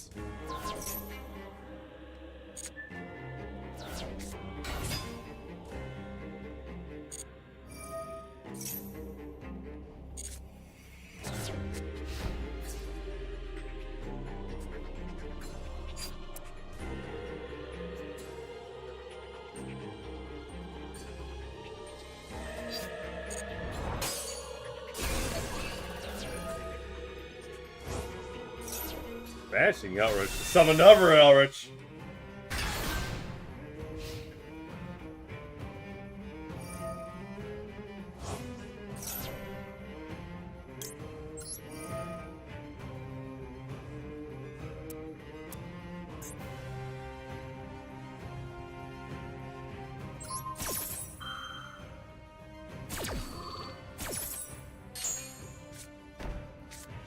Oh, fuck.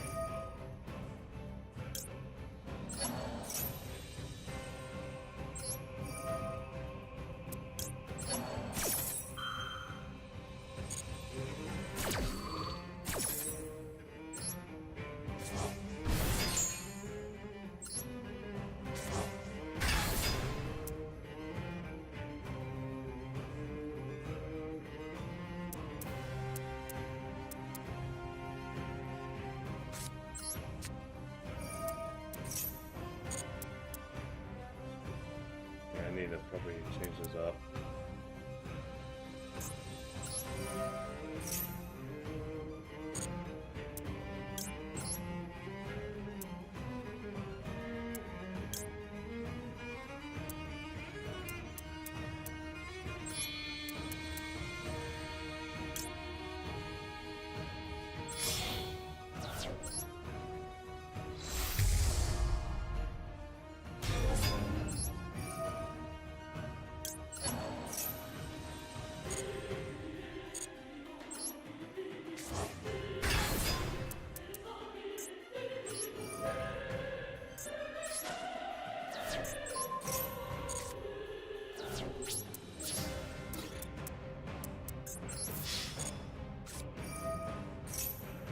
No, you're not doing shit, dude.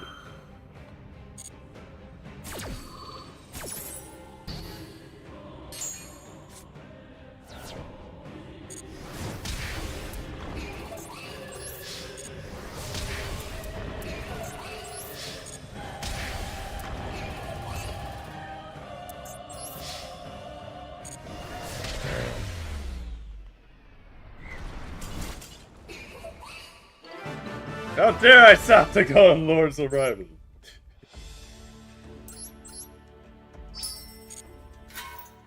No, yeah, that's like only level rank 3. Like the other stuff, I'll probably have to suffer more. Mr. Rampage and Sora saw an island that's shining brilliantly. From the accounts of the astonished sailors, tales of the Golden Island is spread.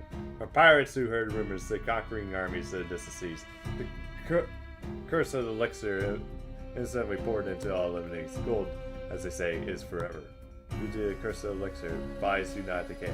Instead, turning into mindless undead, many humans were sent to the island to bring back the glorious treasures that returned. Over time, the island became a fairy tale. Spoken to taverns, often called the City of No Return or the Curse of Shrine. One day, once again, a new group of to be victims arrived on the island. scholars from the distant kingdom have been sent to investigate Alan, with mercenaries to protect them. But among the mercenaries, one man was like another. He was quiet and reserved, but held a formidable strength, and his eyes gleamed with the unshakable will. He bowed, beasts of the island, and the wretched curse of dread. Relentlessly, silently, he pressed forward, cutting each of them down. He finally reached the castle gates and looked back. No one else remained. Were they swallowed by the curse of gold? Perhaps. He himself unknowingly cut them down, and they had turned to dead. And he had no longer had the employers to protect. Nevertheless, he entered the castle. Inside there was no sign of life. But in the basement, he found a magical red stone floating mistily in the air. Although no one had no knowledge of alchemy, he understood just looking at it was the stone, source of the island's curse. He reached out, he touched the stone. Suddenly, he heard the screams of thousands of souls say out of his sword. No, I don't want to die. I hate them all. I hate every single human life alive. Gold, look at the gold. Money, money, money, money. Yet, even the exposed desires, his soul did not waver. With his strong ego, he unleashed immense greed and kept hidden and swallowed the malevolent desires whole. From the day Elrich, the Golden Lord, was born into the world, making one wonder, why was there a throne in an ownerless castle? Perhaps the elixir itself had long intended such a human to visit the island one day.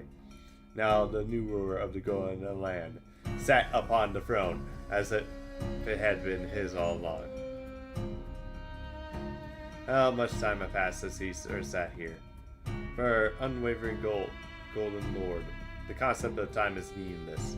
Perhaps people are hearing rumors of the Golden Land, continued to visit the island, and were sacrificed to the elixir. The Golden Lord desired more. More power, more wealth, more life. More wars, more victories, more desires. As if answering the roar of his soul, elixir shone mysteriously. The Golden Lord, with all Elrich's dark power concentrated within him, became a mad demon king and began to expand his reach to the outside world. People are still unaware of the peril that approaches, cloaked in the glittering gold.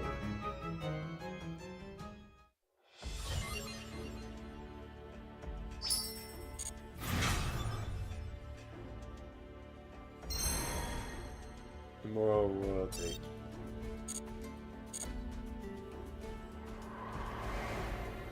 Alright, now this is where we have all this.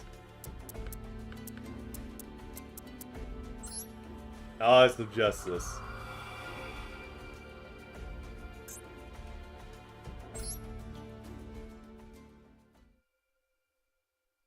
Allies for Justice. Alliance for Justice.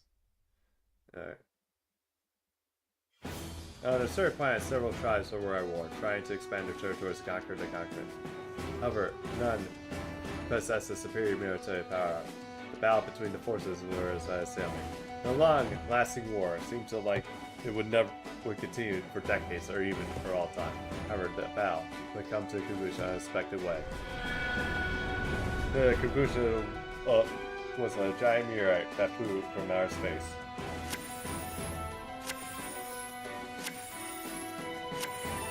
Organic matter on the meteorite after the new environment began to multiply and evolve. These are the invasive worms that drifted through space to devour the stars that begun their invasion of the planet. Facing interstellar invaders, the tribes signed a truce agreement. Each of them went on to fight the worms to protect their tribal lands. The Ice Barrier tribe was that worshipped the holy feast of ice, recited and releasing Karak, the dragon and ice barrier. The freezing gusts by the ice dragon pushed them back. A group of warriors called the Flamewell control fire. The war chief, Flamewell Pyrrhus, who celebrated the rushing hordes, was a integral part of the fight. Guardians of the Mist Valley possessed the power of the man and bird. They tricked the invaders by misled by the fog and prevented them from entering the battle.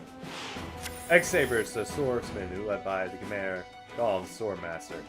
They are few in number, but highly skilled, and have slain countless number of the cosmic entity.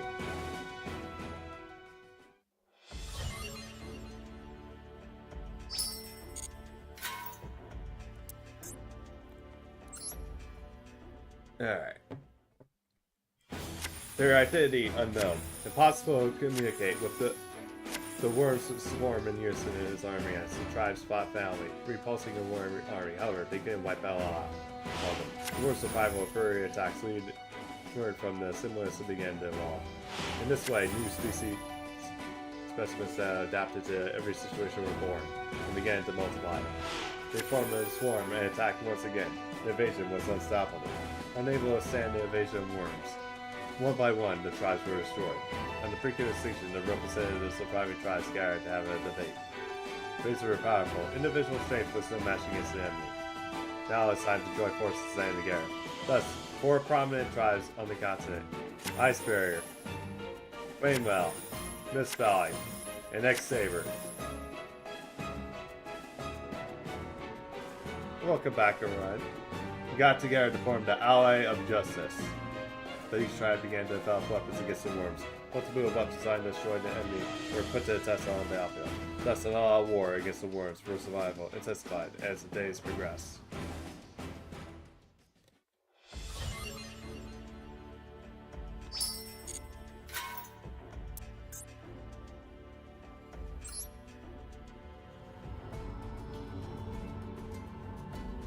Here's Harrison now.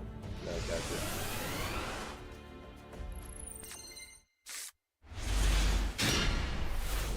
What makes Ally Justice deck unique? It features an abundant of monsters with effect that to devastate light monsters. Level 5 and above Ally Justice monsters, including secret monsters, have powerful effects. Their attack defense are high as well. Be ready to call out high level monsters when dealing with the fun size monsters.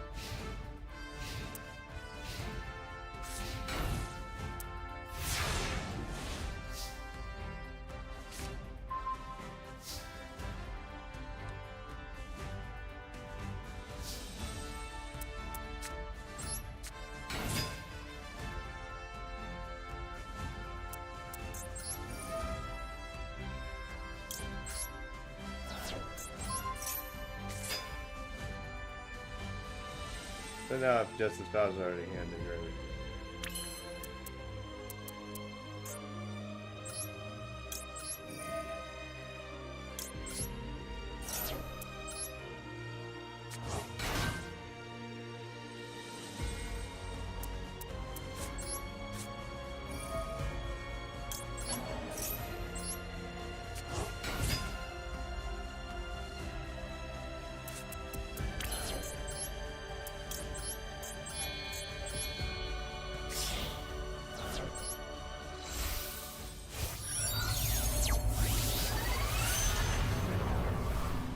I like how it's just walking.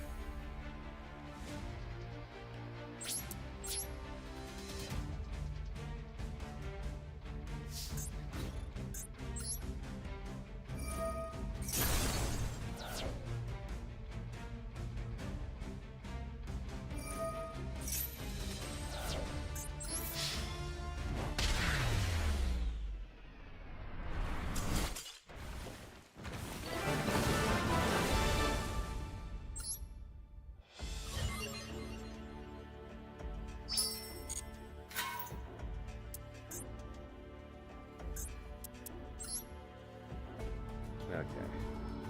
Well, that's...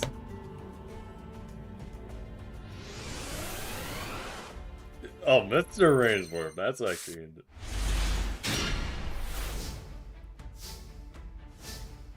Yeah, they were, like, that's how the... kind of the dual terminal was, mate. Kind of was going off of, so...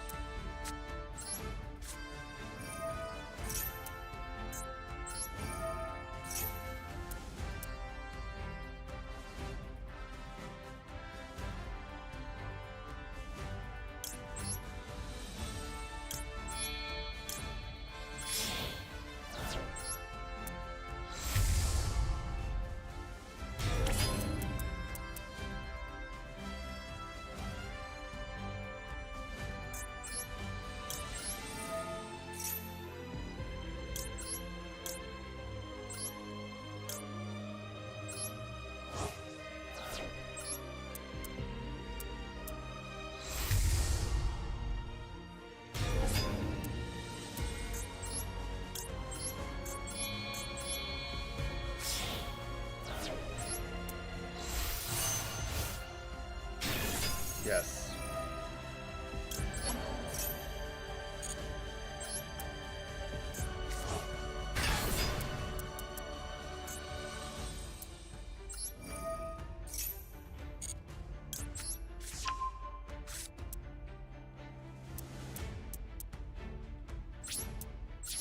Intern.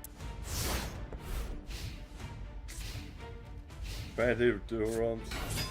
Well, probably not today. Like, once I finish everything, I probably, I end up pulling it. But yeah, probably like a week before, like, Gen Con, I'll be, like, going, like, crazy for, like, duels.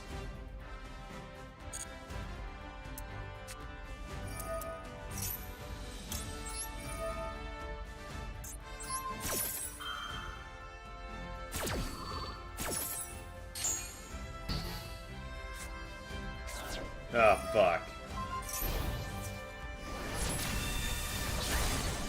Yes.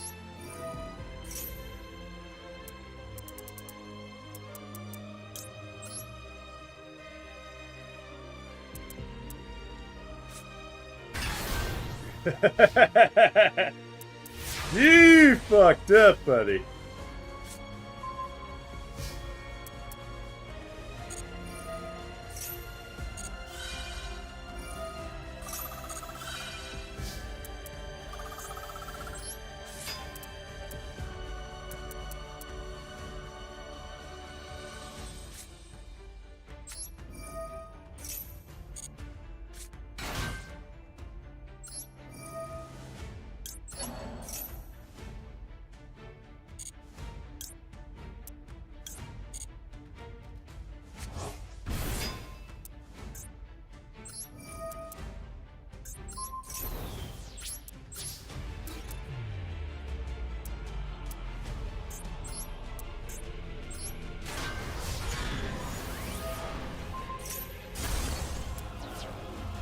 Yeah, I probably should have attacked.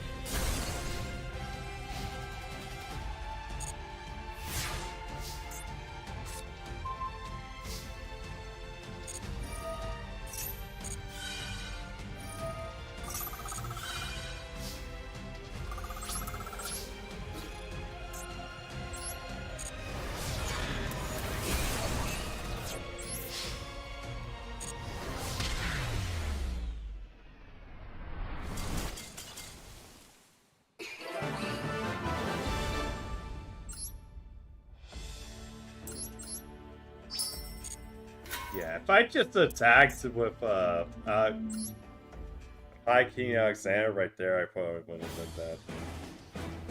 Each tribe developed their own allied justice weapons to send them to war. The weapons additionally performed as expected. However, after a certain period of time, they became infected. Why? This is because worms adapt even to those weapons. Worms evolved to withstand extreme temperatures, a product exposure to ice bears, freezing gusts of allies of justice under pressure. The flameless flames with allied justice around them. Allied justice curiously created and by misfire specialized ambush from the skies. However, these superiors require deploying to camouflage, deceiving the misspelled creatures. Even the flashes of allied justice house arms developed by X-Saber were counteracted. Species with aerial hard skin, the one that can defy in regenerate appear. The allies quickly punched the allegiance, overcome by excessive pressure together. However, original dispute over resolved differences of opinion and disorganization among them, the tribes had burned up once again. If this continues, they should lose. Counter their failures, they had to truly unite. Otherwise, it was the Alliance War. Four tribes put aside their past ruts and decided to cooperate with each other. And so, the engineers of each tribe analyzed the pros and cons of their weapons, as well as the worm characteristics. They needed offensive impressive power to combat those defensive capabilities as well as moving against those long-range targets. That's reduction through standardization. Combining the best of their technologies, the amazing weapon was born equipped with Anything necessary. Ally justice. Tesla. As a result of the Empress, the weapon was a masterpiece never seen before, was complete. And as soon as the performance was ready to prove, the mass production began, and essentially helped the tribes under frontline. The war invasion intensifies these trash days. This battle spread across the continent. It was about no one side cover. The unity of Allied justice was becoming a symbol of free hope for the tribes of the planet.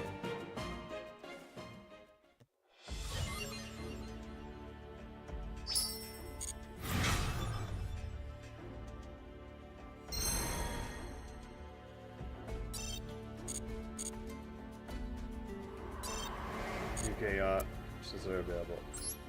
Mines and sea. Unix control. Okay. On to the next one. Mechanical beings in sync. Man, I've been like doing a lot of reading this week. They were beings lived and disconnected from other tribes and civilization a long time. Their names was Ginex. They are mechanical beings with power and control energy from nature, such as water, fire, and wind. They humbly use their power to improve the natural environment and to heal the planet itself. The Ginex were surrounded by mystery, and a few of the tribes people that inhabited the planet even knew it existed. What was the purpose? How long they existed on this planet? Some of the engineers of Allies and Justice, when their power started to secretly serve them. Meanwhile, the fight between the Allied Justice and the Worm invaders were ever increasing intensely. The weapons including Allied Justice were deployed to battlefield and crossfire and have achieved a certain level of success. But with the emergence of a large species such as Worm Neurocan and the Worm Vivian, the movements began to wane. No way. Not only the Allied Justice engineers, but also social spine and Alliance oversaw the battle getting bogged down.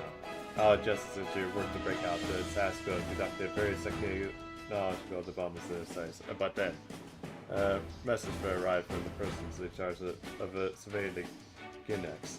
The Ginex and the Worm had begun battling one another. Yeah, that's interesting. Okay, let's do it for controller. Yeah, that's probably good. Well, good secret material though. What makes Ginex deck unique? This deck features a secret summoning process combined Ginex tuner with a monster of a predetermined attribute that are then the tuner to make advantage of effects of secret monster. There's cards such as Hydro Ginex, which must be secret summoned using a time tuner of a certain attribute. These cards such as Ginex Ally Pronom, whose effects can change depending on attributes of the secret materials.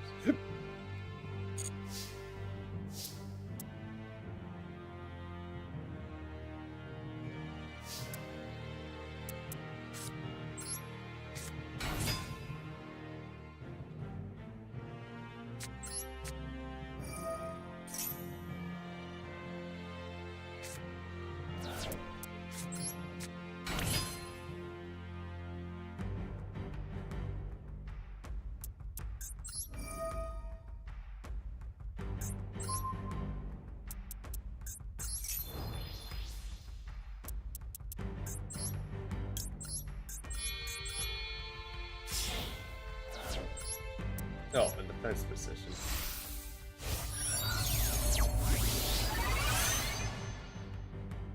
I destroyed all its friends.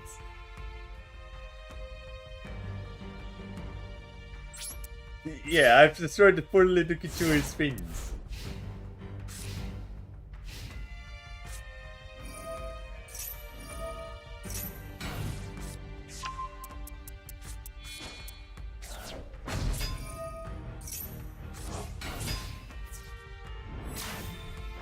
Oh, what a dick.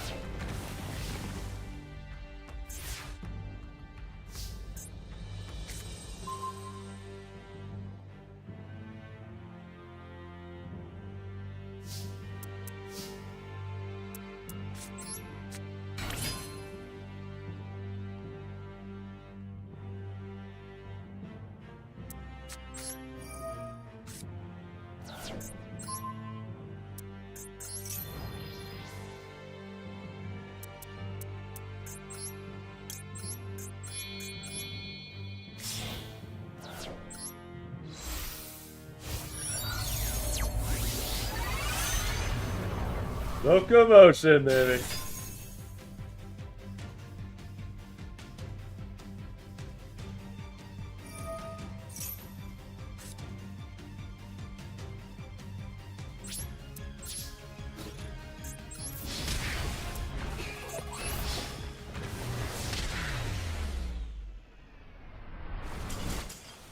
Never trust the guy with the personality to destroy our lives. Yes. You got me. I am Demon Lord, therefore I must destroy all lives. I'm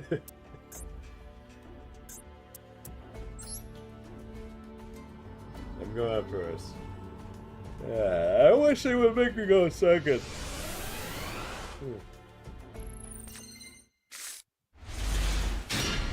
Okay, this is not it.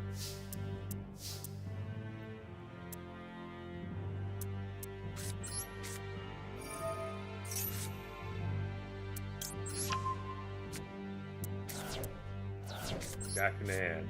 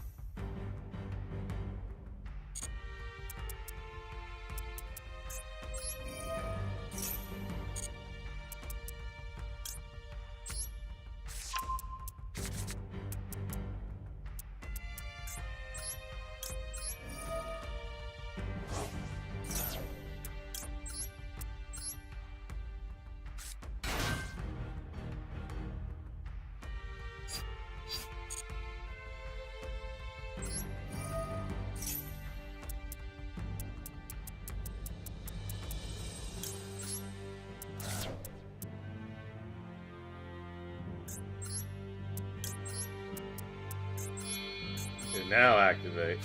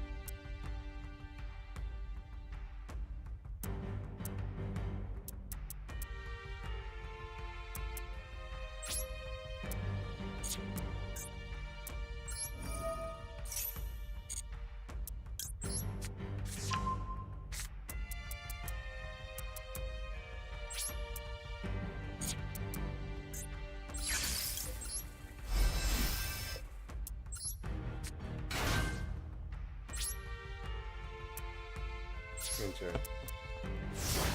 Okay.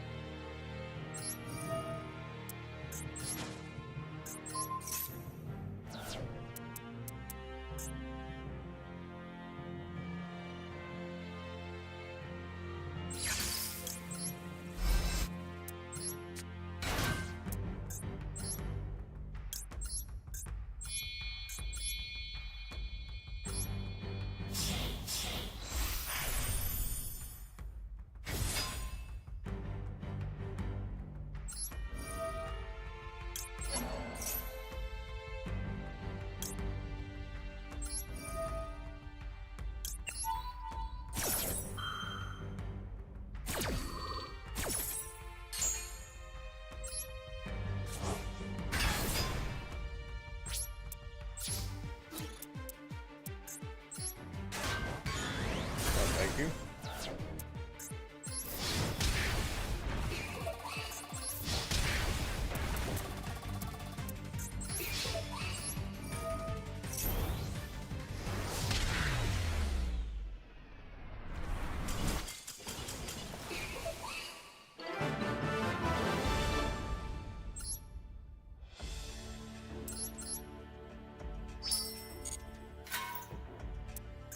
Alright. Time to read the story. The purpose of the Ginex is still unknown. However, the fact that the Ginex have started their own fight with the worms, some of the engineers adjust the sound and behavior of the Ginex in the following way. The Ginex were originally activated to prove defiance environment. The worms must have been recognized by the Ginex as invasive species that was destroying and depleting the environment. That must be why they're taking the action to eliminate them. The attention of the engineers was forced on somehow incorporating the Ginex power as justice force.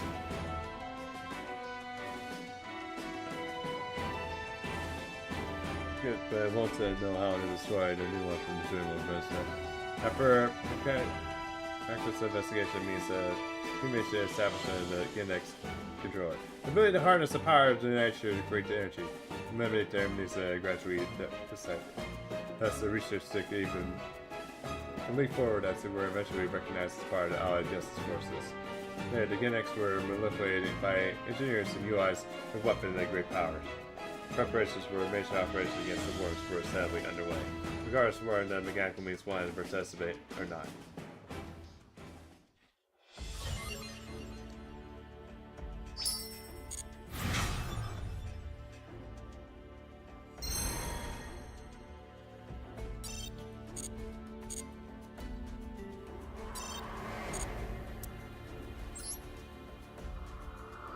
Okay, Galtons.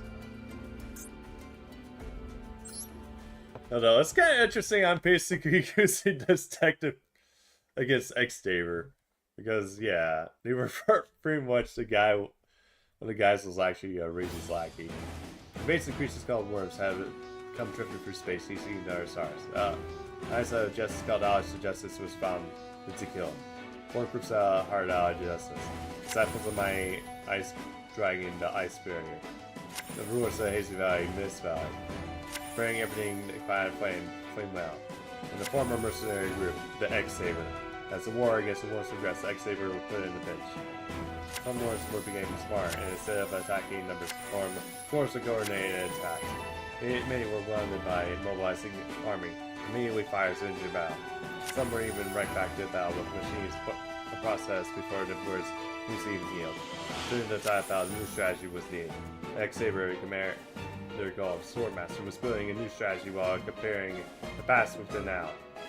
The X-Saber base. The X-Sabers have an alternate use the weapons with great power. It has the reminder of the owner of the single sword that has been struck in the ground there. The sword belonged to Gauls, however, it once belonged to another individual. Long before the worms. An age where each group were feuding for power. There was a mercenary group, the X-Saber, founded by one man.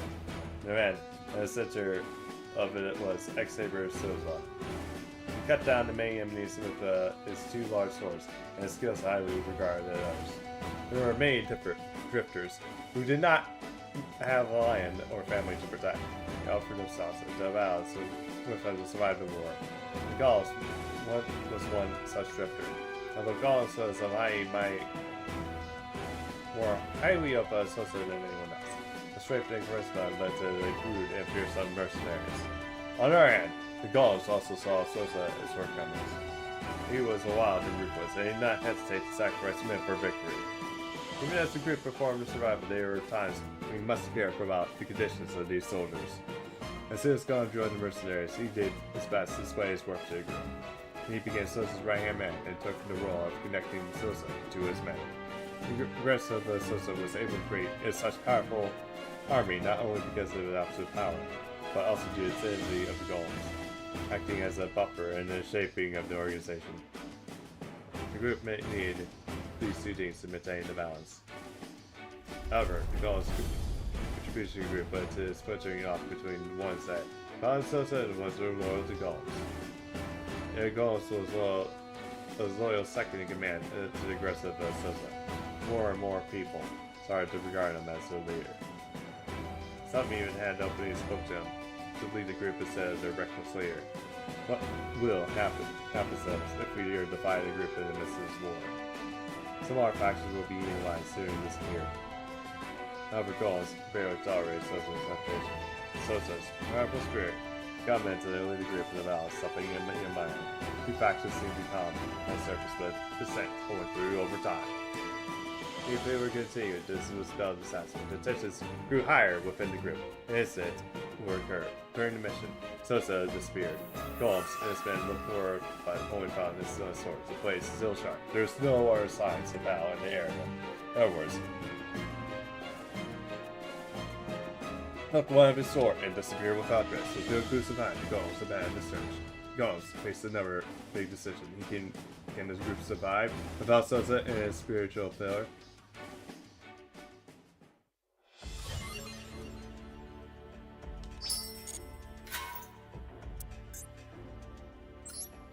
Learn the ins and outs of the X-Saber decks. Going second.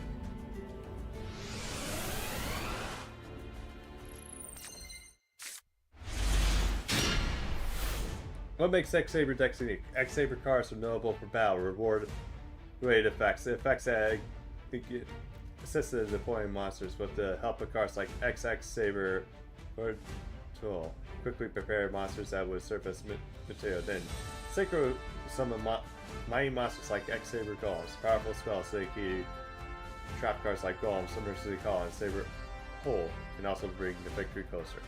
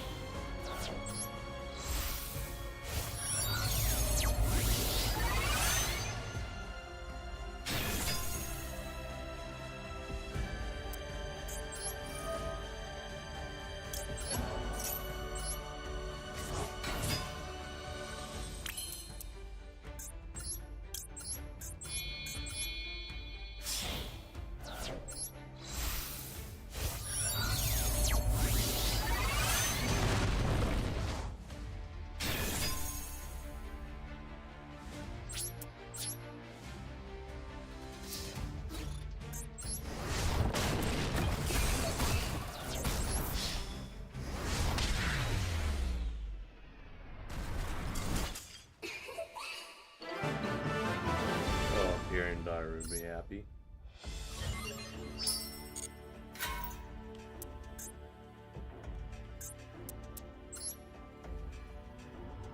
Go. God. Get quit making me go first. Let me go second.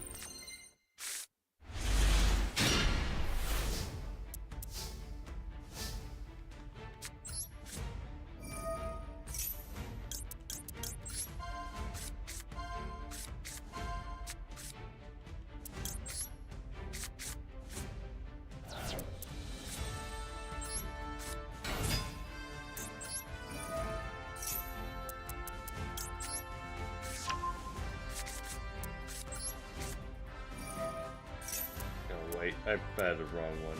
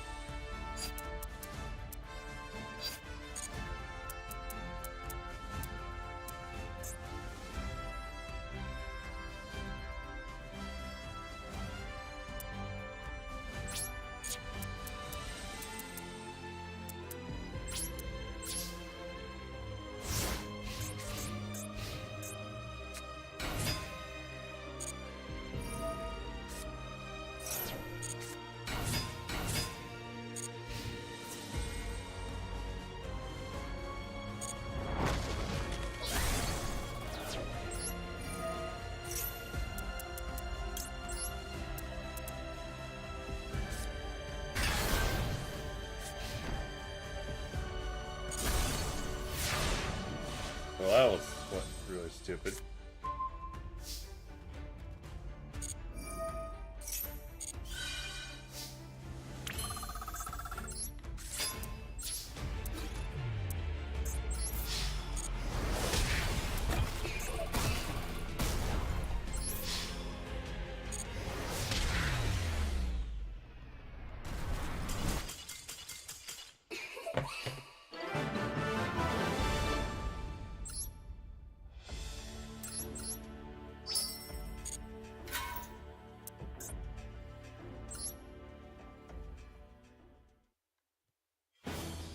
The impact of losing Saber Sosa was immense, but they fought together and went through the good and bad times together. If this group were to fall apart now, more would die.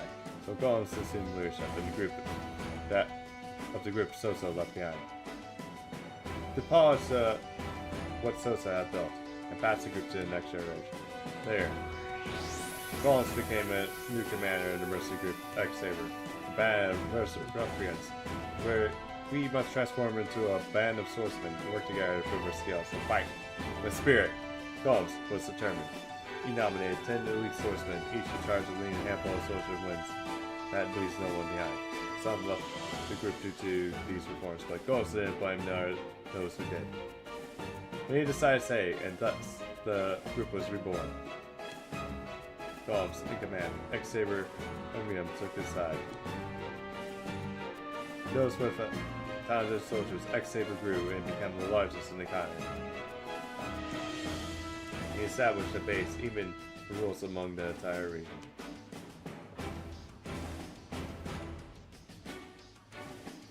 There were pivotal times in the past when he had to re-immobilize due to the change of battle. Some can be said about now. They developed tactics and techniques that the wars that have evolved to become more organized and top of their strength. Golems had picked up the selection of elite ancients once again. He urged the soldiers to equip them with the new technology, a plan coordinated with attacks to use the skills accumulated with the Allies of Justice. Some of the 10 elite soldiers that had been part of the group had just been new, but were the best of the field. The two X's worked together in battle. The two X's goes by the Power X. Push forward, the Golems changed the name of the group to X-Saber and confront the worms.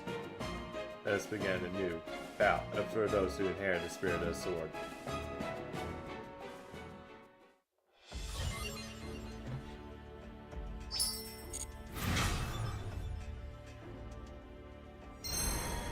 Here's the sword.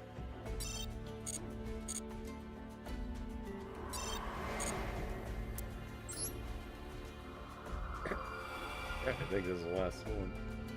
Ugh, man.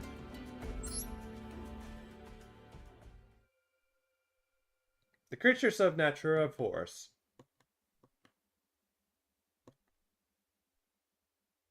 On this planet, there's a woodland stretching out far and rising Natura Force. I love this, yes. In the vast region called home to bugs, plants, stones, and other creatures given life by the earth itself. I also love how all these bugs are just flying by. There's no wars here, rarely. Any disservices save for occasional human wandering in. The forest inhabitants are peaceful in nature, always avoid conflict. Natura have always shaped the vegetation, block passes through the forest, and the rock Natura have closed out the dangerous cliffs and holes in the greater path. This led the wandering humans away from the heart of the forest and prevent them from going deeper into the forest. Now again, when the instant child stays in, the Natura themselves appear to guide their way back home. Yeah, they are kind of cute. However, not only do they stay in the forest to appear their intentions. Some scoundrels are scheming to steal away part of the forest to keep her spy. It's said that the power will raise a man's strength into that of a god. And it's said that to be ingredient to a mixture of luxury grants eternal life and not cures all diseases. It's said that some of the flesh would be too great to spend even in 3 lifetimes. Having placed their faith in the knows for the mystery, they trespass too deep in the forest. The inhabitants of the forest show no mercy of truth such noble names. Even the Nelfi and Natura have their ways of roughing up truths encourage them to go backwards again. I said Natura do not wish to maim or kill anybody. For instance, the parched intruders reached out to take a bite of Natura's strawberry, but hidden in the fruit's shadow is the pick of Natura hornbeam. Natura's field and surprise only caught the love of Natura's spire fanning. Dingling helplessly, they retrieve a tickle from Natura's bamboo shoot. Fierce fighting with all their might, by rubbing their bruises and licking their wounds. And Natura or small as statures, equally a sight of strength. By cooperating as neighbors, they each helping her to protect the forest from enemies. Things continue to despair for hundreds upon thousands of years, and the forest plays omens of a united peace. But eventually new myths appeared that threatened their royal life. News appears from outer space known as worms. Actually, the bamboo shoot and the pineapples. Okay.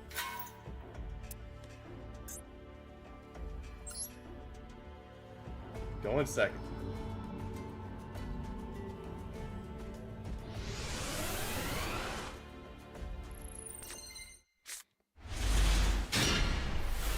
What makes Natura a deck unique? Setting their low attack defense, Natura monsters have effect to deal with opponent's actions, although there's a limit how much a single card can handle. You can make yourself a solid setup by deploying several monsters like the Natura Moral Cricket. Enable fusion and secret summons that will grant you much closer victory.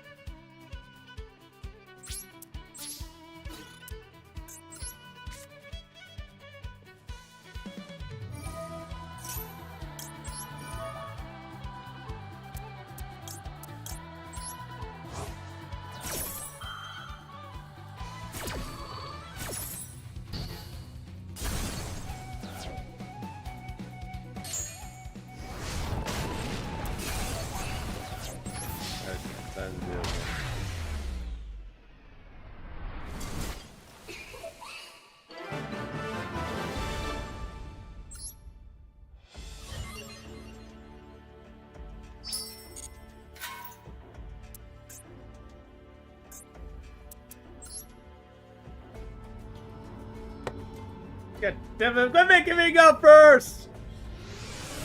Although this might actually, never mind, it might actually be a good thing.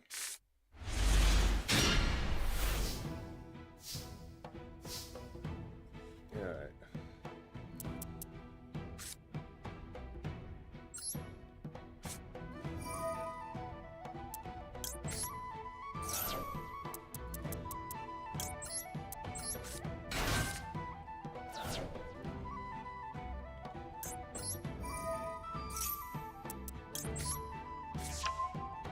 Yeah, the Dimension Team, yeah, they're gonna be destroyed.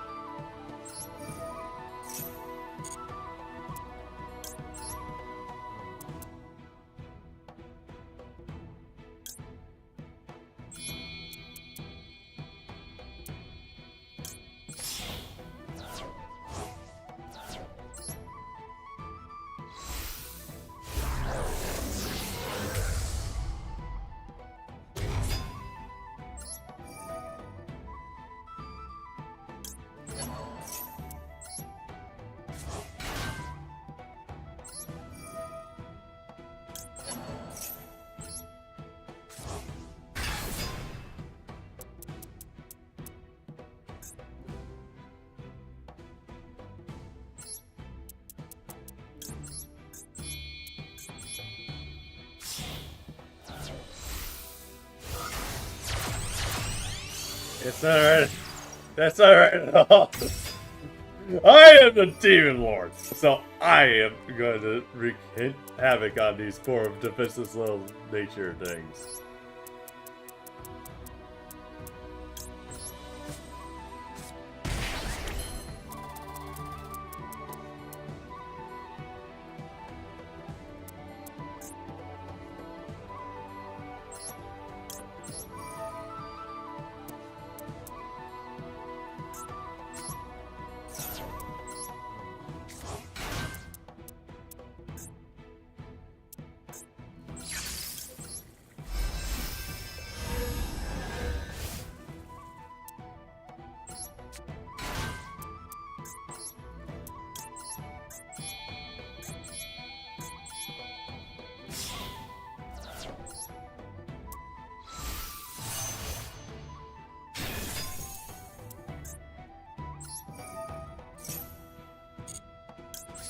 Back to my hand and then push this.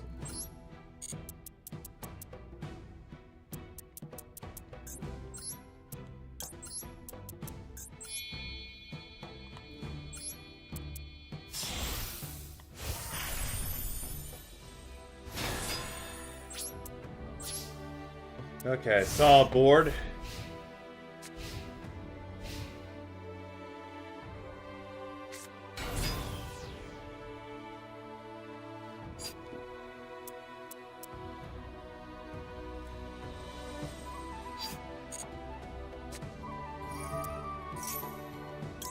No, you know.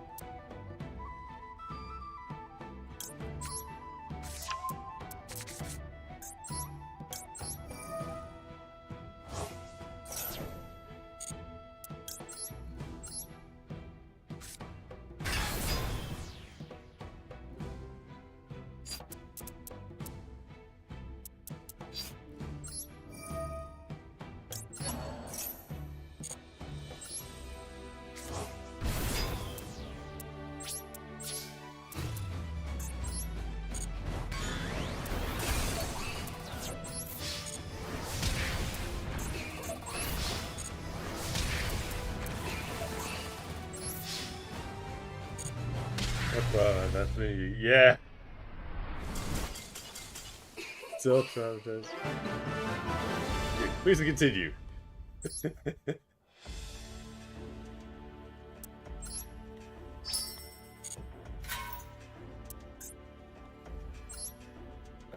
Speeding this up. With the arrival of worms, the era of peace and natural forest was rough to last. At first, they seemed to be no more than minor accuracy, like errors appeared for its time. And so they were dealt with the same way any error of orders. But with Fruitop, the worst did not cease. On the contrary, their numbers grew day by day, and the entire forest was overrun by things like Zealanders. The number of Natura stood up, allowing to take down the worst to protect the forest. These were the keepers of the most powerful beasts in Natura forest. As the days went by, the fierce of the conflict decreased. The case of Muslims right that Leo Drake took back the family on the time of peace. Stop memory. It seems to be fine almost non-stop. He couldn't remember last time he laid down to sleep. And such a strength for Leo Drake's relentless fangs and raging calls. And even the worst were no match. But the numbers overwhelmingly, and their assaults kept coming out after another. Ever dependable, natural peace, natural thinking, and the usually stagnant Natura Nandos have been called in action again and again. Look, Leo Drake and Harley had noticed what was fast before the eager winged beasts approaching Natura's Hornfield's form. They had, with a message, a great host of worms was on the way. Noticing the unrest among the trees, Leo Drake braced himself to combat. Their previous series of battles had taken their toll, chipping away at the strength. Nevertheless, Leo Drake cried out. The forest must be protected. This place is where we live in peace, must be preserved. The lion of the Natura roused himself, letting out other roar than ever done. Then he changed straight into horde of worms, laying waste to all his path.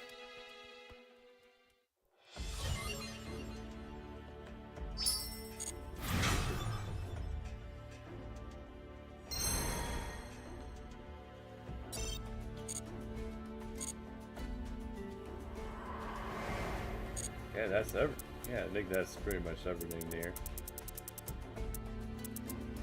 Oh, what's this?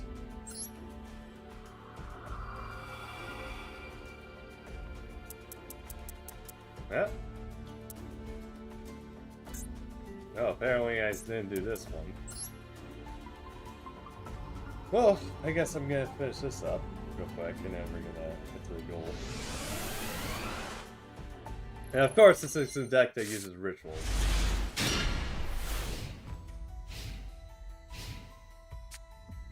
I wish D&D would probably get a ritual monster.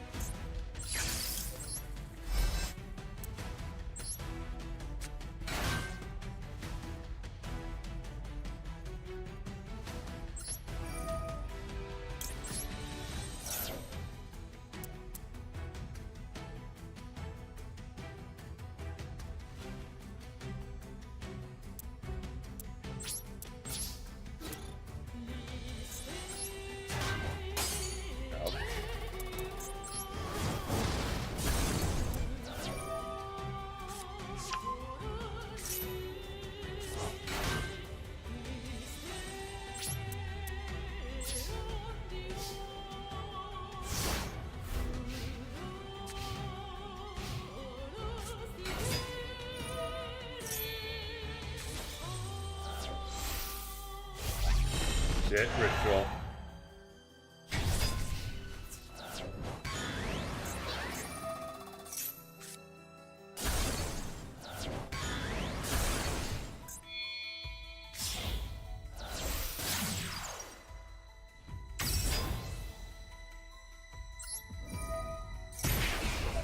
Yes.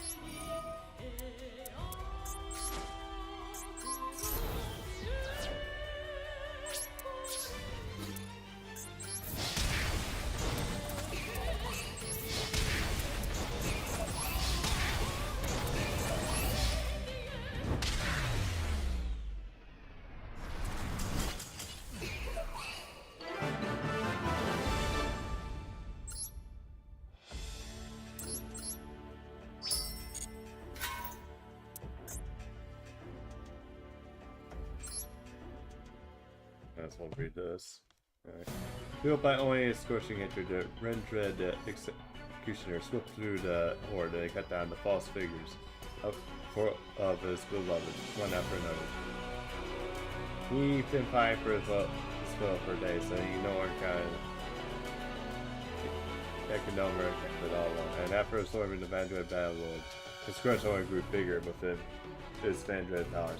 He barely kept it balanced, and with his human heart, his mind and body as long to push past their limits, and it was actually a miracle that he was able to exist in both life and death as one vessel. It didn't matter how anymore, well, if it remained of his humanity, nor his life up on nothing could stop him now. All he had in his mind was a fight, fight, and fight. He drew everything he had in a single power. And then, the long last, the Vandred horde moved no more. The battle has finally come to a close. Where is the sun? Broke through the dark eve veil, and the sky illuminating the Slayer. Just how long had the war waged on for? The city survivors squinted, then accustomed to a bright light. Oh, but a joyous sight was, and no one ever thought they would see the end of these chill nights. But to hear the sun with all his glory, the Slayer could feel his body fading with delight. He bent over and picked up the lock and even take it from his neck. All the Vandred had been, in the darkness engulfed the city was gone. But at the end of the day, he too was a Vandred, and now it was his time to go.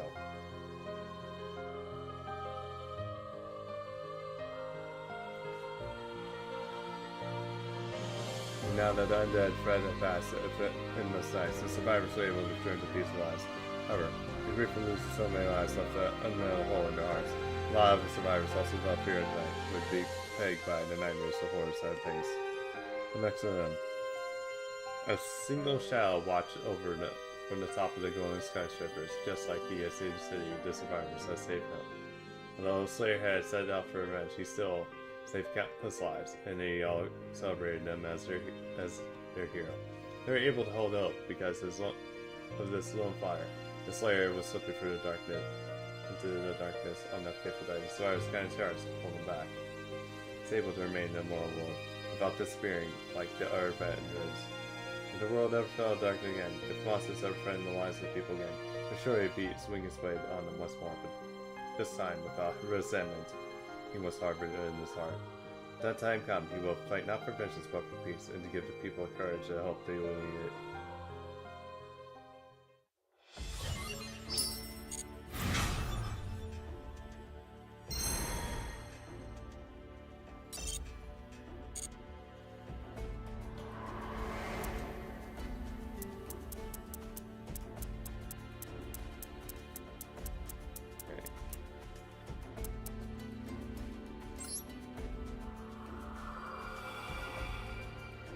Like, wait.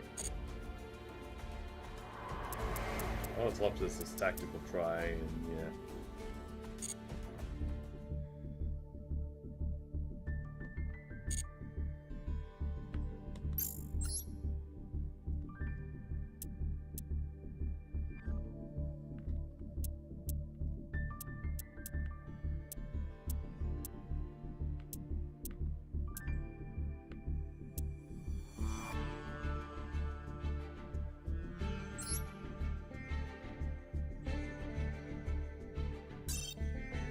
Let's use these real quick.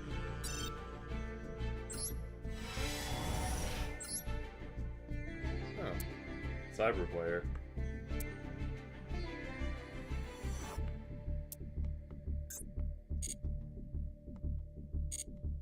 Alright. Okay. I think that'll be it for Dark Contract, search right. Search the ED ritual and use the monsters from Hanthea as material. That is actually a good ritual there, actually. Okay. But yeah, guys, I think I'm going to end here. It's coming in. Well, probably next week we're going to do Tsukihime, and then we're also going to do the new summer event, so yeah. But yeah, let's see who's actually on right now. Let's see. I might actually stream early till 2, depends if the bear pops up, but there's Specky.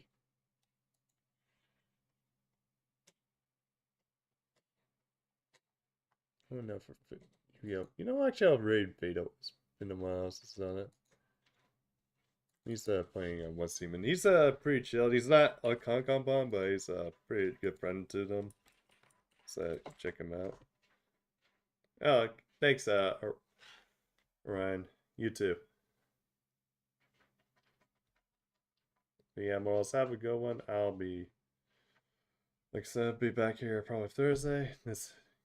Then have a good one. This is Nemo and Dracosox signing off.